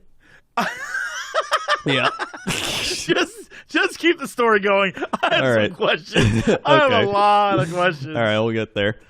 Robert Somley, 52, was working at a local home when he told his 48-year-old female associate he needed to take a break. Later, the woman found him standing naked, watching pornography, the Post reports. The woman later found Somley dribbling maple syrup onto his body, and she asked to participate, and blueberry jelly was added into the mix. The woman called police after Somley refused to delete the video. What? Wait! What is happening? So, so she was in on it? She wanted to be part of the dribbling? She wanted to be part of it, but she didn't want to be recorded. Oh, so I am so he was secretly recording this, and then she didn't know. She just wanted to be in on it, and then when he's like, I recorded this, she's like, oh, I don't want that. And then he's like, I ain't deleting it, so she called the police. All right, go back, rewind for me. How did this start? They were doing what now? A coworker, well, they spread jam. See, they were working at a local home. That's all they say, a local home. Let's see. Yeah, they're just working at a local home. I don't know what any of that means, but that's weird, but okay. And then he was standing naked, watching pornography. Wait, so he's like, excuse me, I have to leave for a minute. Yeah, he's like, I gotta go for a minute. And then next thing you know, he's watching pornography naked. Yeah, dribbling maple syrup onto his body. And then she asked to participate, and blueberry jelly was added into the mix. I don't... What? I don't know. At work. This would be like say you and I are working at, I don't know, the Gap. And we're at the local Gap in your mall. Mm-hmm. And you and I are like folding shirts or whatever, and I'm like, excuse me, Crendor, I've got to go for a minute. And I go into one of the dressing rooms, and you walk in, and I'm pouring maple syrup on myself watching porn. Forget the fact that you're obviously going to help me by gelling me up. Forget all of that. All right. I'm at work. At some point, I have to go back to work. Yeah. How am I getting all this maple syrup off of me? Yeah. I don't know. Well, I guess it says they're working at a local home. I don't know what that means. Like, does that mean he's going to take a shower? Like, is he at a home where he take a shower? How does he then explain, like, excuse me, I have to go to the bathroom. He leaves, pours maple syrup on himself, takes a shower, and it's like, well, I just shit myself everywhere, and I had to take a shower. Like, what do you say to a person? Damn, that sucks. You smell really good, though, like maple syrup. Yeah, that shower really did well for you. I don't get it. And then I would love to know what her thought, because obviously there's a sexual element to you, obviously there's a sexual element to it. Yeah. But what she just spreads jelly on him and then was like, all right, well, my work here's done, and left? I don't know what happened. I'm so confused. Do they make a man sandwich? What happened? Crendor, what happened? Yeah, like, are they... Well, it's this 48-year-old female associate, so they're pretty close in age. So, like, are they friends? Do they only work together? Like, do they... Like, is this the first time she's, like, walks in, like, oh, my God, I'm also into this thing. And then he's like, well, come on, bring the jelly. Like, yeah, where'd they get the jelly from? From this person's home?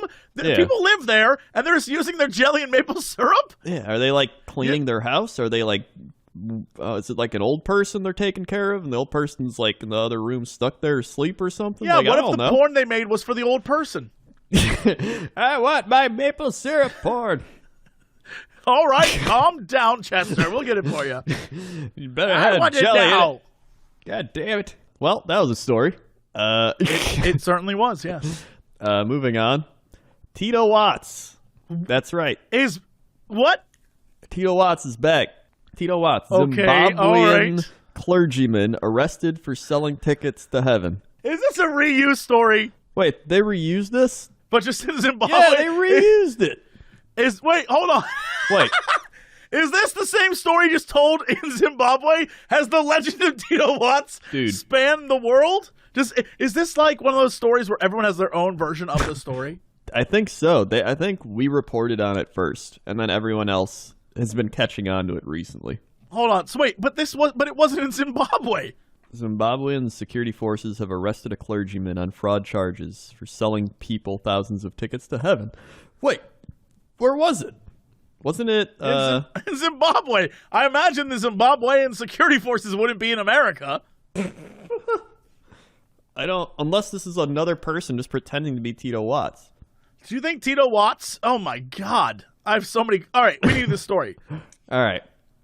The pastor, Tito Watts, along with his wife Amanda, promoted and sold $500 golden tickets, claiming that they were made of pure gold and would get their owner directly into heaven without fearing judgment. Okay. According to Zimbabwean media, the pastor convinced people Jesus had miraculously appeared to him to personally hand down the tickets, which could guarantee anyone, including sinners, could be spared from hell. It's literally just indulgences from the medieval ages. Of course, yes. Jesus Christ appeared to me and gave me the tickets made of pure gold so that I can sell to people who want salvation, Watts said as he pleaded for his innocence and claimed persecution. The pastor proved popular with his followers as thousands of them took to the street demanding he be freed. The pastor's wife, Amanda, meanwhile denied any charges, saying that she was not directly involved in the scam and she only watched her husband sell the tickets. Jesus didn't say shit to me. Earlier, another Zimbabwean pastor, Paul Sanyagor, claimed to have direct phone access to heaven and personal contact with God. Well, wait. What was the other story? Tito Watts. Wasn't it Florida, man? Yeah, Tito Watts, he was outside of a KFC. Yeah, Jacksonville, Florida. Yeah. And it was also Tito and Amanda Watts. Oh, my God. This is a fake news. Wait a minute. But why would, first off, fake news coming out of Zimbabwe, I don't believe it. But secondly, I have a prince who has emailed me several times that this is true. He has insured me as long as I send him my social security number and bank account information that he can get me those tickets. We covered this story 3 years ago. That's what I have. Maybe this 4. This story has come up numerous times.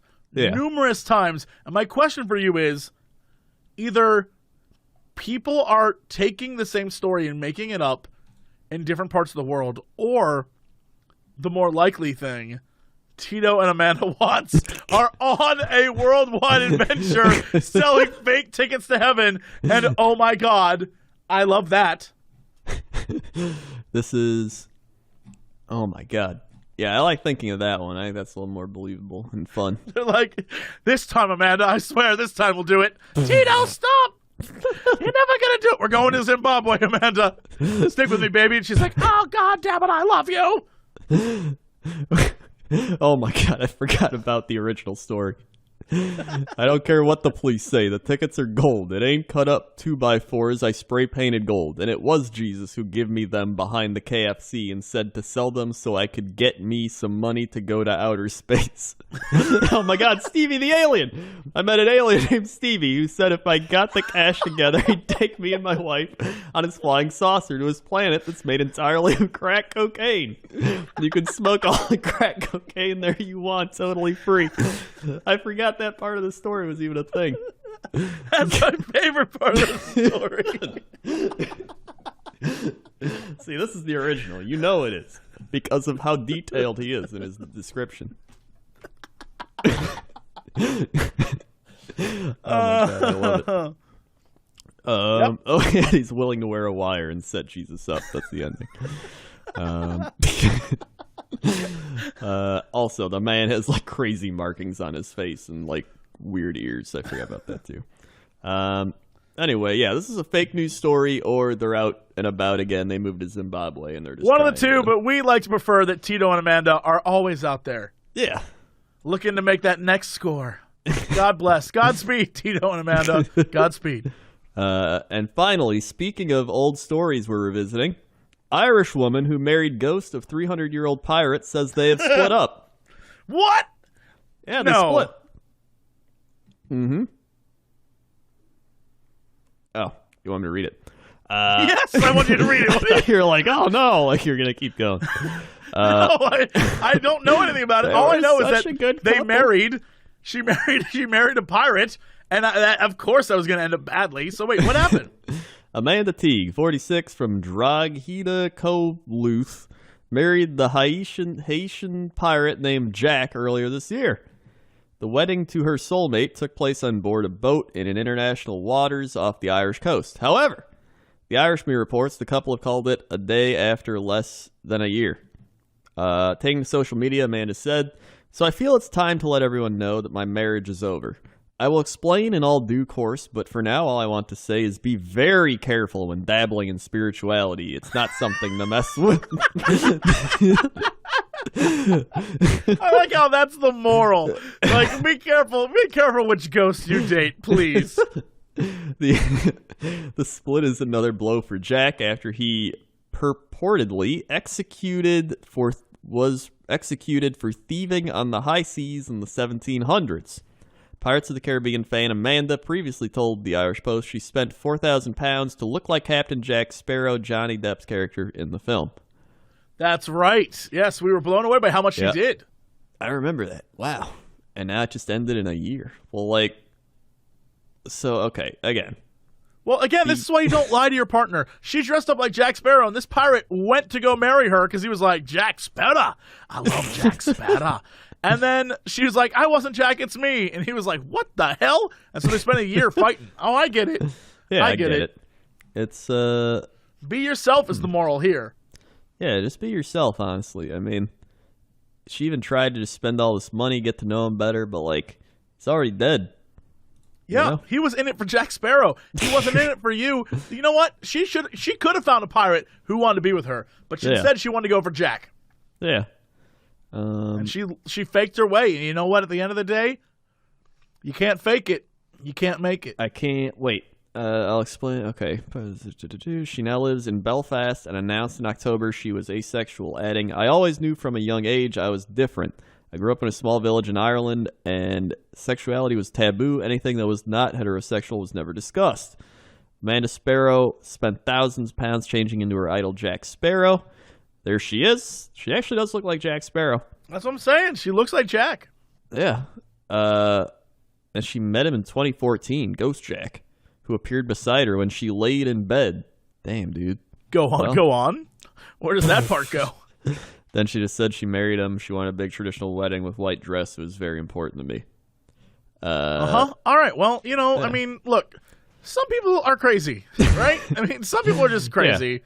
And it's okay. It's okay that she's crazy and that she married a ghost and that she dresses like Jack Sparrow and changed her last name to Sparrow. That's fine. That's fine. Yeah. I mean, that's all I got. All right. And, so oh, yeah. News. What's our news? I didn't really have a news story, but I found somebody tweeted one, and it's from Dayton, Ohio. Oh, my God. All right. I'm in. Strip club shut down after food stamps used to buy lap dances, drugs. All right. Let me hear this. All right. An Ohio adult entertainment bar was shut down after agents with the Ohio Liquor Control Commission discovered Time out. It's called an adult entertainment bar? Yes. That strip clubs are called adult entertainment? Okay, sure. Yeah, all right. It's just the fancy terminology. Right. Fancy. The Ohio Liquor Control Commission discovered the bar accepted food stamps for drugs and lap dances. That is, I mean, very progressive of them. That is. Like, I don't know that I'd want money for my drugs, but okay, food stamps work. The Dayton Daily News reported that the agents who were sent to Sharky's Bar were allowed Bar? Yeah, Sharky's Bar. I don't know a Sharky's Bar. Here's the thing. Right. When I was young, every so often there was a place. No, his name, I thought it was Sharky's, but his name was Voltsy.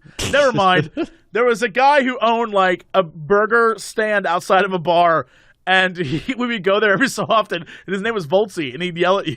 He'd be like, "Why are you kids in school?" We're like, "We're here for lunch." And he'd be like, "Damn kids." And then he'd yell at you when he like made you your food, and then he'd be like, "Get the hell out of here." He was really mean, but he made good burgers, so we would go there every so often. Enjoy your goddamn burger, you idiots. Yeah, he would yell at us every day and call us stupid. But that was Voltsy. Sharky? I don't know a Sharky. Yeah. I like how everyone's an E. Like, hey, that's Voltsy, and that's Sharky, and that's Smacky, and that's Bobby, Dinky. Dicky, yeah. Ricky, Picky. But I will take a guess. I don't know this place, but before I look this up, right, I'm going to take a guess that this is somewhere along the way to the Dayton International Airport. That whole area is... Like, the minute you start heading towards the Dayton, I think it's called the Cox International Airport, which makes it even funnier. The minute you start heading that way, it becomes a little white trashy. So I'm gonna go on a limb and say this definitely occurred in that area. I'm looking this up. Yeah, let's see here. Dude, Sharky's Bar and Grill? It's got like good reviews. No, it's called Sharky's Lounge. That's New York. Sharky's Lounge. That is a 2.5-star adult entertainment club. Oh yeah, it's in Northridge, Ohio. Yeah, it is. Wow, that looks like the place we ate at Pac South. I mean, the outside definitely does. Yeah. It looks just like if you're gonna buy drugs, this is where I would say you would be buying drugs at.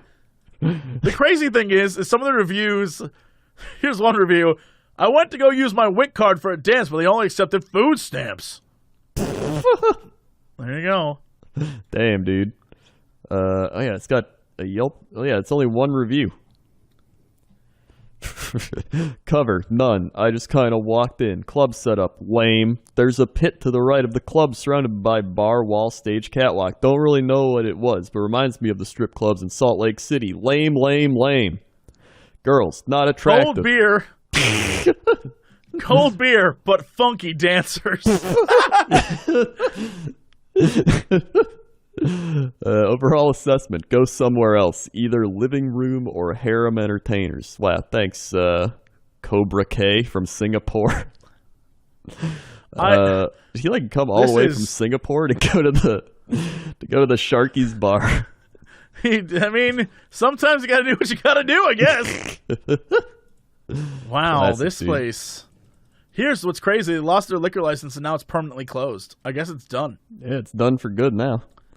I mean, it's right next to a fast signs, which says a lot. I mean, like, I like how there's just a giant shark outside. I need to see this on a map. Where this has to be along the way to Oh, it's right near the Northridge Estates. I don't know what that means. It's along the 75. Okay, I get it. 75, heading north. Yep. You're If right. you look at the map, and you go past the 70 on the 75, Dayton International Airport. Of course it is. Every trashy thing that ever existed where I lived, if you were like, where's a place that if you want to go get stabbed with a knife, you should go? It's definitely along that highway. Everywhere along that highway was trash. One of the places my friend used to work was a Outback Steak. All right, Crendor, Right. I'm gonna take you on an adventure. Okay. Go look up Sharky's Lounge Okay. and like Google Map that. And when you see it on the Google Map, I've mentioned this before. Remember how I said I had a friend, Mike, who used to work at Outback Steakhouse, and he would work during the day, and everyone he worked with was like just an illegal immigrant, and they would just like come and chill out with him and work all day, right? Yeah. If you go north from this Sharky's thing, you'll see it says Wings Sports Bar and Grill. If you zoom in on that, Yes. you'll see the infamous Outback Steakhouse where all that took place. Oh my God. That entire area. Again, let me just repeat this. If you're looking to get stabbed with a knife, go up along the 75 and somewhere along, just pull off anywhere along there, you'll definitely get in a fight with some guy who's like, Did you touch my hair? Don't you do it. This is packed with stuff. You got your Red Robin, your Ruby Tuesday, your Chick-fil-A, your Red Lobster, your Steak and Shake, your Fazioli's, your Golden Corral, your Olive Yeah, Garden, this whole your area was Smash just Burger, your Hooters. Yeah, this whole area was all of those chain restaurants. And I think the reason why is because it's right off of the airport, but it's also right on the interchange between the 70 and 75. And those are two major roads. Yeah. And so, but I never quite understood that because then you have to go all the way down and then you get to Dayton. And then if you pass Dayton, well, there's Little Oakwood. That's where I was raised. Oh, yeah. And I went there. Yeah, you can see Oakwood, Ohio. You can actually see the street that you walked on. Yeah. And you saw my house. Yeah. It's probably still on the internet. Just search Crendor Jesse's house or something. It's probably up there. Don't do that. Those people probably are still like, weirdos keep showing up at our house, standing on the front lawn. Nobody's going there. Nobody's going there. Who are we kidding? So yeah, that place got shut down, and that's the story. All right, what is our big news story of the day? I've got it. We don't need Florida Man when we've got Christmas Man. Okay. So Christmas Man climbed to top of tree, refused to come down. National Christmas tree lights may flicker Sunday as crews assess damage. The lights on the National Christmas tree may flicker on and off Sunday as the National Park Services assess damage to the tree. The hope is that the lights will be on for Christmas Eve or Christmas Day. The Jenny Anselmo Sarles, a spokeswoman for the National Park Services, said NPS is working on a partnership with the National Park Foundation that would allow for NPS to get the lights repaired. Some of the lights on the Colorado blue spruce are still damaged after a man climbed the tree and refused to come down for almost an hour. Why?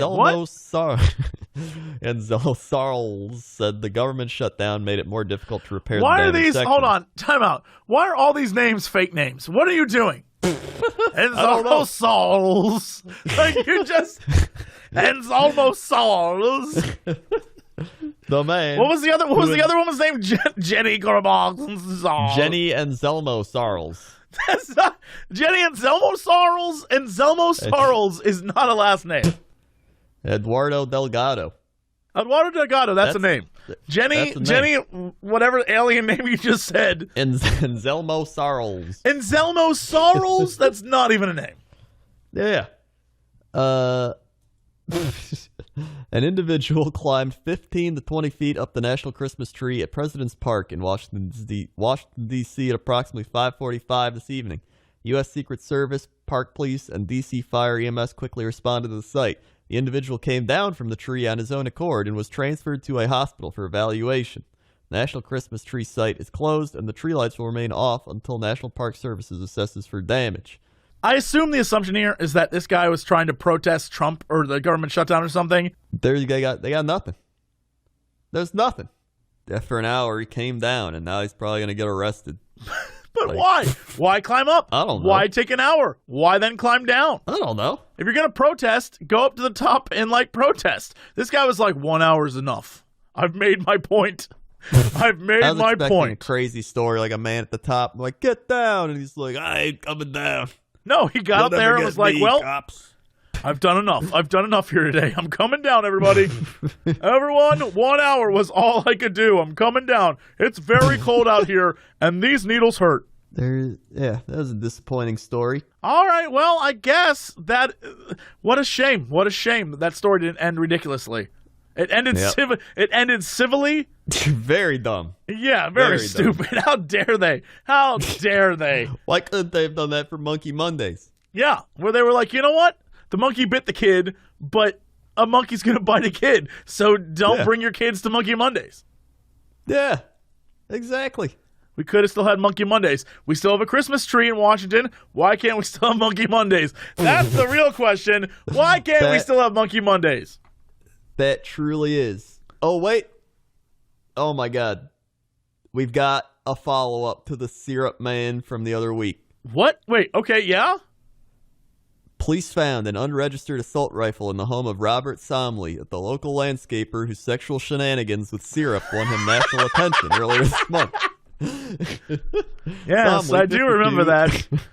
Had been charged with voyeurism when he allegedly refused to delete a video he secretly recorded of himself and a married woman having sex with maple syrup and jam. Oh, they did have sex. See, in the original story, it made it sound like they just rubbed maple syrup on each other. And I was like, wait, they didn't bang? That's weird. Okay, yeah. No, they were doing it. They were doing it, all right.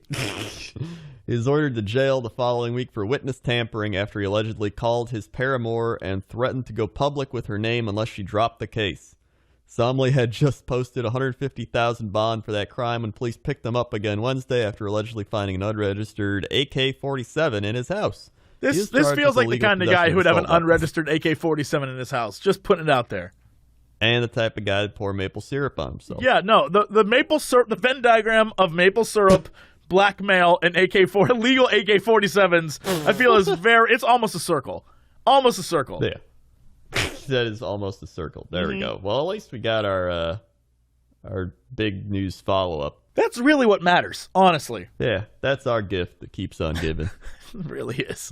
All right, well, what is our big news story of the day? Big news story of the day. I'm going to let you pick out of 3. Oh, boy. There's is always Florida fun. woman arrested after committing robbery with toy gun fleeing on tricycle. Are we sure it wasn't just a bunch of children stacked on top of each other? Judging from the picture, it's possible. There's naked man arrested at Planet Fitness, said he thought it was a judgment-free zone. And there is Florida man bites his brother's penis off after he walks in on his brother having sex with his cousin on his favorite Dragon Ball Z blanket. That has to be fake. That has to be fake. I'm pretty sure it's fake. That's it's also a fake from story. July. Yeah, has to be a fake story. Yeah, that's got to be fake. That is too many boxes ticked and ridiculous to be real. You know how I know it's fake? Because all these news stations never get that type of detail. Right.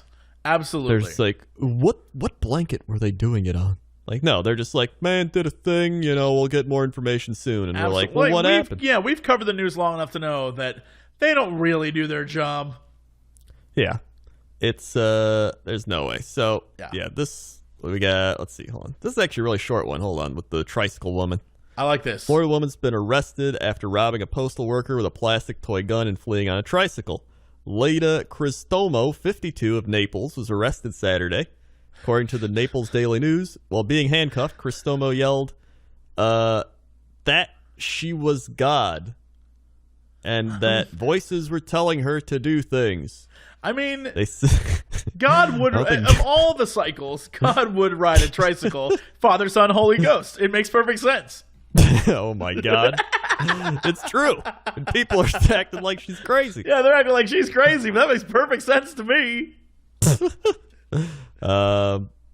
Let's see. Then Cristomo stopped at a postal service mail truck, stole a single package before fleeing the scene on the tricycle.